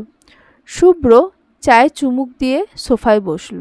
তুলি খানিক এগিয়ে এসে সোফার থেকে ভিজে টাওয়েল তুলে বারান্দায় মেলতে গেল। শুভ্র চা খেতে খেতে দেখল এসব। মনে মনে আবারও একটু করে তুলির জন্য ভালো লাগা জন্মালো। তুলি বারান্দা থেকে ভেতরে ঢুকল। শুভ্র ডাকল, তুলি। তুলি জবাব দেয়, বলুন। শুভ্র মৃদু হেসে বলল, এখনই সংসার গোছানোর এত ইচ্ছে? তুলি বুঝতে পারল না শুভ্রের কথার অর্থ। তুলি প্রশ্ন করল, সংসার গোছাচ্ছি? নেক্সট টাইম থেকে ভিজে টাওয়েল আর ফেলে রাখবেন না, নিজেই বারান্দায় মেলে আসবো, হবে না? শুভ্রের কথার অর্থ এখন বুঝল তুলি। সঙ্গে সঙ্গে লজ্জা পেয়ে গেল। আড়ষ্ট ভঙ্গিতে বলল, তেমন কিছু না, অভ্যেস নেই এভাবে। সোফা ভিজে যাবে দেখে। ইটস ওকে, কৈফিয়ত কেন দিচ্ছ? এ ঘর তোমারই। তুলির কথাটা যে কিভাবে ভালো লাগলো বলা অসম্ভব। দু চোখে কেবল শুভ্রের দিকে চেয়ে রইল। শুভ্র চা শেষ করল। চায়ের কাপটি টেবিলের ওপর রেখে এগিয়ে এলো তুলির দিকে। শুভ্রের এগিয়ে আসা তুলি দেখল, অথচ আশ্চর্যজনকভাবে তুলি এবার এক পাও পেছল না, স্থির হয়ে দাঁড়িয়ে রইল নিজের জায়গায়। শুভ্র এগিয়ে এসে মুখোমুখি হলো তুলির। গাঢ় চোখে তুলির দিকে চেয়ে বলল, ডু ইউ মাইন্ড ইফ? পুরো কথা শেষ করতে পারল না শুভ্র। তার আগেই তুলি মুখ ফসকে বলে ফেলল, নো। শুভ্র অবাক হলো। বড় বড় চোখে তুলির দিকে চেয়ে তারপর হেসে ফেলল। কি অধৈর্য মেয়েটা! মুখ এগিয়ে আনল। তুলির বুকের ভেতরটা ডিপ ডিপ করছে, চোখ আবেশে বুজে যাচ্ছে বারবার। শুভ্র মুখ সরালো আচমকা। হাত উঁচু করে তুলির ভ্রুদয়ের মাঝখানে আঙুল চাপল। তুলি সঙ্গে সঙ্গে চোখ বুজে ফেলল। শুভ্র তুলির টিপ সোজা করে দিল। তুলি অবাক হয়ে চোখ খুলল। শুভ্র হালকা হেসে সরে দাঁড়ালো। তুলি ফ্যাল ফ্যাল চোখে শুভ্রের দিকে চেয়ে আছে। শুভ্র মৃদু হেসে বলল, টিপ সোজা করে পড়বে, বাঁকা পড়লেও সমস্যা নেই, এই শুভ্র স্কেল দিয়ে মেপে সোজা করে দেওয়ার জন্য আছে। তুলি কিছুক্ষণ শুভ্রের দিকে এভাবে চেয়ে রইল। শুভ্রও তাকালো। তারপর তুলি হুঁশ ফিরে দৌড়ে ঘর থেকে ছুটে পালালো। দরজার ওপাশে এসে দরজার হাতলে হাত রেখে জোরে জোরে নিঃশ্বাস ফেলতে লাগলো। শুভ্র বোধহয় তুলিকে শ্বাসকষ্ট দিয়েই মেরে ফেলবে, এমনভাবে কথা বলে যে তুলির দুনিয়া এফোড় ওফোড় হয়ে যায়। হঠাৎ দরজার পাশ থেকে শুভ্র বলে উঠল, আমি তোমায় দেখতে পাচ্ছি Tuli, your hide and seek game is not working. শুভ্রের আচমকা কথায় তুলির অনুভূতি ছিটকে বের হলো। আল্লাহ গো বলে তুলি দরজার হাতল ছেড়ে দিল। শুভ্র ওপাশ থেকে হেসে উঠল শব্দ করে। না রে, হবে না এবার ট্যুর, তোরা যা। ডাক্তার ফারহান কাকুতির স্বরে বলল, ভাই ট্যুর দেওয়া লাগবেই এবার, বউ না হলে আর খাটে জায়গা দেবে না, চল না। শুভ্র মাথার চুল ব্রাশ করতে করতে বলল, তাহলে বউকে নিয়ে যা, আমাকে টানিস কেন? আরিফও যাচ্ছে কিন্তু বউ নিয়ে, তাহলে তুই বাদ দিবি কেন? ফ্যামিলি ট্যুর হয়ে যাবে, চল। শুভ্র আবার মানা করতে যাবে, হঠাৎ কিছু একটা ভাবল সে। তুলি তো কয়েকদিন বন্ধ আছে সামনে পুজোর জন্য, শুভ্রের ছুটি, তুলিকে নিয়ে একটা প্ল্যান করাই যেতে পারে। সেটা হলে দুজন দুজনকে জানার ব্যাপারটা আরও ইজি হবে। তুলিরও জড়তা কাটবে, সঙ্গে শুভ্রেরও। ওদের জন্য এই ট্যুরটা দরকার। শুভ্র তাই বলল, আমি জেনে জানাচ্ছি, তোকে কালকে জানাবো আমি। ওকে, জানাস কিন্তু। শুভ্র ফোন কেটে ল্যাপটপে শাটার বন্ধ করে উঠে দাঁড়ালো। টি শার্ট টেনে টুনে ঠিক করে বসার ঘরের দিকে এগোলো। বসার ঘরে যেতেই কানে গেল সিরিয়ালের শব্দ। শুভ্র বেশ একটা অবাক হলো না। তার আম্মু সিরিয়াল দেখেন, শুভ্র এতেই অভ্যস্ত, কিন্তু আম্মুর সঙ্গে তাল মিলিয়ে এ যুগে এসেও তুলিও যে সিরিয়াল দেখবে সেটা শুভ্রের কাছে অবিশ্বাস্য মনে হলো। শুভ্র এগিয়ে ওদের সামনে গিয়ে হুট করেই টিভি অফ করে দিল। সঙ্গে সঙ্গে তুলি আর আফরোজা চেঁচিয়ে উঠলেন একসাথে। টিভি বন্ধ করলেন কেন? শুভ্র থমকে গেল, তারপর বলল, না সিরিয়াল দেখা কিসের তোমাদের, হ্যাঁ? এসব দেখো আর সারাদিন এসব মানুষের ওপর অ্যাপ্লাই করতে থাকো, অসম্ভব। আম্মু তুমি দেখছো, সঙ্গে তুলিকেও দেখাচ্ছ? তুলি মিনমিন করে বলল, আমি সিরিয়াল দেখার জন্য টিভি অন করেছিলাম, রিপিট টেলিকাস্ট দেখিনি আমি সকালে। শুভ্র হতভম্ব বলল, ওয়াও, তাহলে তো বিরাট লস হয়ে গেল তোমার, রিপিট টেলিকাস্ট দেখনি। এটা একটা দেব ধরে, সিরিয়াল হচ্ছে গার্বেজ, এসব মানুষ দেখে? তুলি আর আফরোজা দুজনে একবার একসঙ্গে বলে উঠলেন, কিন্তু আমরা তো দেখি, আমরা কি মানুষ না? শুভ্র দুজনের কথায় কথা বলার ভাষা হারিয়ে ফেলল। নিজেকে সামলে বলল, আমার ভুল হয়ে গেছে, মাফ করেন আমাকে, যেটার জন্য এসেছিলাম। তুলি একটু রুমে আসো তো, কথা আছে তোমার সঙ্গে। শুভ্র বলল, তুলি একটু রুমে এসো তো, কথা আছে তোমার সঙ্গে। শুভ্রের আচমকা কথায় আফরোজা এবং তুলি দুজনেই অবাক। আফরোজা বেশ খুশি হলেন যেমন, মৃদু হেসে সোফার হাতলে হেলান দিয়ে বেশ আরাম করে বসলেন। তুলি আর চোখে আফরোজার দিকে তাকালো। আফরোজা এভাবে তাদের দুজনের দিকে চেয়ে আছেন দেখে তুলি কাতর চোখে একবার শুভ্রর দিকে তাকালো।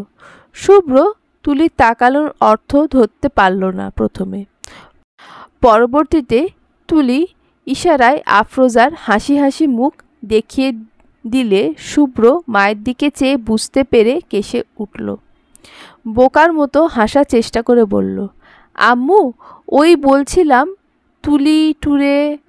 শুভ্র থমকালো, আর বলা লাগলো না তার। আফরোজা সোজা হয়ে বসলেন। তুলি দিকে চেয়ে গম্ভীর গলায় বললেন, তুলি, শুভ্রের ঘরের বিছানার চাদরটা ময়লা হয়ে গেছে, এখন গিয়ে চাদরটা উঠিয়ে বিনিয়ে রেখে দে তো, বুয়া এসে ধুয়ে দেবে। তুলি শুনল, মনে মনে হাসল, কি সুন্দর বাহানা। শুভ্র লজ্জা পেল। মায়ের সামনে শুভ্র তুলিকে এভাবে ডাকা উচিত হয়নি, বুঝতে পারল সে। নত মুখে মাথা চুলকে নিজের ঘরে চলে গেল। তুলিও গেল কিছু সময় পর। দুজন যেতে আফরোজা আবার টিভি চালালো। তুলি শুভ্রের ঘরের দরজায় টোকা দিল, আসবো? শুভ্র ঘরের ভেতরে পায়চারি করছিল।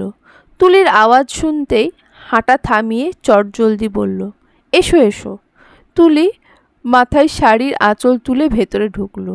শুভ্র তুলিকে দেখে অপ্রস্তুত গলায় প্রশ্ন করল, সরি, আসলে আম্মু সামনে ছিল, আমার মাথায় ছিল না। ব্যাপারটার জন্য I am sorry, next time খেয়াল রাখবো। তুলি মৃদু হেসে মাথা নাড়ালো। তুলি ভাবছিল শুভ্র হয়তো ব্যাপারটা হেসে উড়িয়ে দিবে, তথাকথিত ঠোঁটকাটা পুরুষের ন্যায় মায়ের সামনে এভাবে বলাকে স্বাভাবিক মনে করবে। কিন্তু শুভ্র তাকে ভুল প্রমাণিত করল। মায়ের সামনে শুভ্র বড্ড নম্র এবং ভদ্র। ঘরের ভেতরে স্বামী স্ত্রী যেভাবেই থাকুক, কথা বলুক, একে অপরের কাছাকাছি থাকুক, গুরুজনদের সামনে সেসব প্রকাশ করা তুলির ব্যক্তিগতভাবে পছন্দ না। এটা যেমন তুলির পছন্দ নয়, তেমনি শুভ্রেরও নয়। তুলির শুভ্রের এই ব্যাপারটা বেশ ভালো লাগলো, ভীষণ। তুলি বলল, ঠিক আছে, প্রথম প্রথম ভুল হয়েই যায়, নেক্সট টাইম দুজনেই খেয়াল রাখবো। আচ্ছা বলেন, এবার কি বলতে ডেকেছিলেন? শুভ্র বলল, ও হ্যাঁ, তোমার পুজোর বন্ধ কবে? তুলি অবাক হয়ে প্রশ্ন করল, কেন, কবে থেকে শুরু আর কবে অবধি আমাকে বলো। তুলি হাতে গুনে দেখালো, তারপরে বলল, শুরু হবে পরশু থেকে, 23 দিন বন্ধ। Wow, great. শুভ্রকে খুশি হতে দেখা গেল ভীষণ। সব কেটে কুটে হাতে কমপক্ষে 20 দিন তো থাকবে। ঘুরতে সর্বোচ্চ লাগবে 1 সপ্তাহ। বাকিটা সময় তুলি পড়াশোনা দিতে পারবে। আর শুভ্রেরও ছুটি মাত্র 10 দিন। সব মিলিয়ে ট্যুর পরিকল্পনা করা যেতেই পারে। শুভ্র এবার তার কথা তুলল, তুলি, কোথাও বেড়াতে যেতে চাও এই বন্ধে? একা আমার সঙ্গে? তুলি রীতিমতো চোখ বড় বড় করে চাইল। শুভ্রের কথা বুঝতে তার বেশ সময় লেগে গেল। যখন বুঝল, লজ্জায় মিয়ে গেল। বিয়ের পর তাদের এভাবে ঘুরতে যাওয়াকে কি হানিমুন বলে আখ্যায়িত করবে তুলি? তুলি উত্তর করল না, মাটির দিকে চেয়ে স্থির দাঁড়িয়ে রইল। শুভ্র বুঝতে পারল না তুলির মতিগতি। শুভ্র ধীর পায়ে 2 কদম এগিয়ে এসে বলল, কি তুলি, যেতে চাও না আমার সঙ্গে? তুলি অন্যদিকে চাইল। বুকটা আবার ডিপ ডিপ করছে। মনে হচ্ছে লজ্জায় কান দিয়ে গরম ধোঁয়া বের হচ্ছে। তুলি অন্য পাশে মুখ ঘুরিয়ে নিয়ে আস্তে করে বলল, যাব। শুভ্র তুলির সম্মতি শুনে খুব বেশি খুশি হয়েছে। শুভ্র বলল, আমার বন্ধুরাও যাবে আমাদের সঙ্গে, তাদের ওয়াইফ নিয়ে। ওরা ওদের মতো ঘুরবে, আমরা আমাদের মতো, বাট যাব একসঙ্গে। তুমি কমফোর্ট ফিল করবে তো? এই যে শুভ্র আমরা আমাদের এই শব্দগুলো বারবার ব্যবহার করছে, তুলির কানে যেন এই শব্দগুলো মধু ছিটাচ্ছে। কানে যে কি আরাম লাগছে, বলা অসম্ভব। তুলি আড়ষ্ট ভঙ্গিতে বলল, আমার সমস্যা নেই, কিন্তু মা রাজি হবে না এভাবে। উঠিয়ে দেওয়ার আগে এভাবে ঘুরতে যাওয়া। শুভ্র মাথা দুলালো, সেটাও এক কথা। আচ্ছা, আমি দেখছি। আন্টি, সরি, মায়ের নাম্বার তোমার মুখস্থ আছে? আমাকে বলো তো, আমি দেখি পারমিশন পাই নাকি। শুভ্র যেভাবে বলল, তুলির মনে হলো শুভ্র কোনো ছোট বাচ্চার সঙ্গে নিয়ে যাচ্ছে। তার পারমিশন নিতে বাচ্চার অভিভাবকের কাছে ফোন দেওয়া হচ্ছে। তুলি হেসে ফেলল। শুভ্র হাসির শব্দে তাকালো। তুলি সঙ্গে সঙ্গে হাসি থামিয়ে ফেলল। শুভ্র ভ্রু কুঁচকে বলল, নাম্বার। তুলি নাম্বার বলল। শুভ্র কল দিয়ে কানে ধরল। ওপাশ থেকে ইয়াসমিন কল রিসিভ করল। শুভ্র সালাম দিল। ইয়াসমিন শুভ্র কল দিয়েছে শুনে গদগদ হয়ে সালামের জবাব দিল। শুভ্র বলল, আন্টিমা, একটা কথা ছিল আপনার সঙ্গে, বলবো? হ্যাঁ বলো শুভ্র।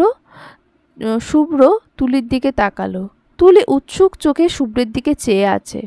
শুভ্র বলল, আমার মেডিকেল থেকে ছুটি দেবে পুজোয় 10 দিনের জন্য। তুলিরও ছুটি আছে।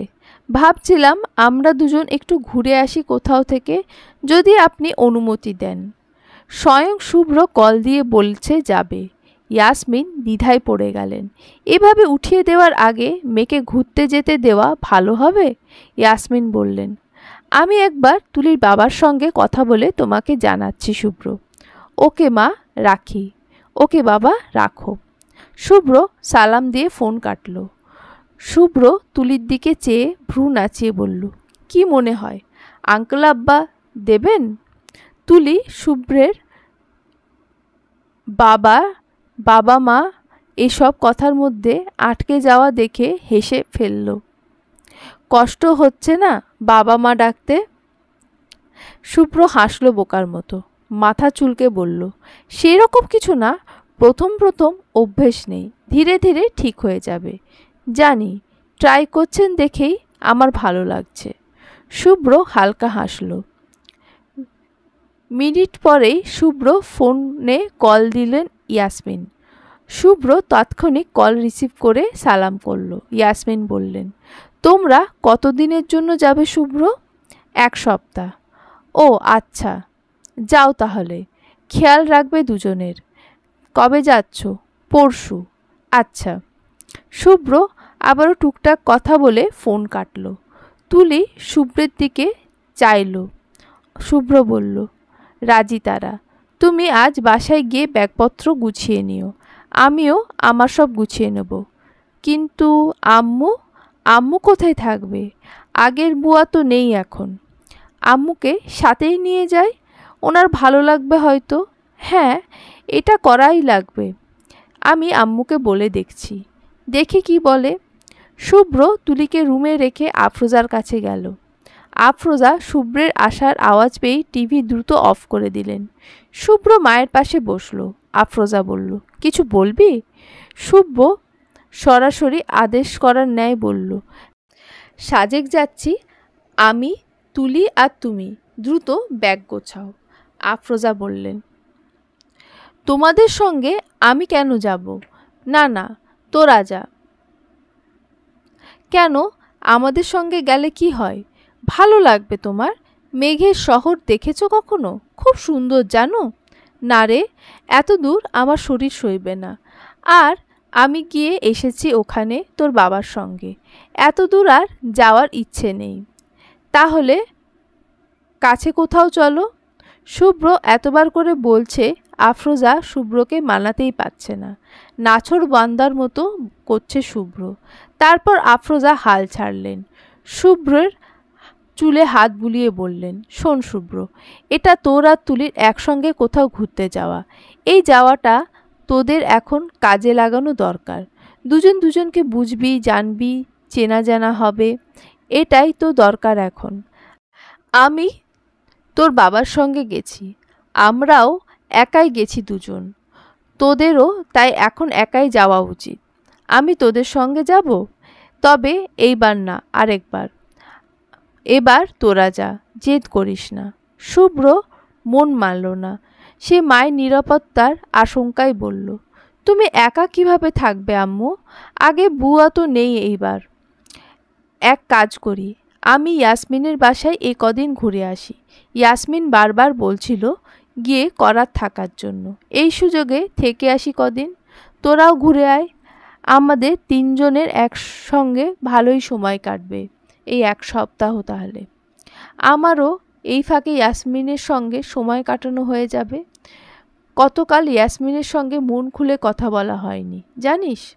শুভ্র মায়ের জোরাজুরিতে রাজি হলো অবশেষে। আফরোজা ছেলের কপালে চুমু খেয়ে বললেন, ঘুরে আয় তোরা, ফিরবি মন খুশি করে। তুলি প্রথম তোর সঙ্গে যাবে। মেয়েটাকে বিয়ে, এই সম্পর্ক আর এই তোকে নিয়ে ভাবতে বাধ্য করবি, ঠিক আছে? শুভ্র মৃদু হাসল, লজ্জা পেয়ে মাথার পেছনে চুলকে বলল, আম্মু, তোমার না মোটিভেশনাল স্পিকার হওয়ার উচিত ছিল। প্রতিটা ভিডিও টাইটেল থাকবে কিভাবে ছেলে মেয়ের সংসার টিকিয়ে রাখা যায়। আই এম শিওর এই প্রফেশনে তুমি খুব উন্নতি করতে পারবে। আফরোজা বাচ্চাদের ন্যায় হাসলেন, ছেলের হাতে হাত রেখে বললেন, ছেলেরা যদি সংসারে পটু না হয় তবে মাদের স্পিকারই হতে হয়। যা তো এবার দ্রুত ব্যাগ গুছিয়ে নে। চলবে।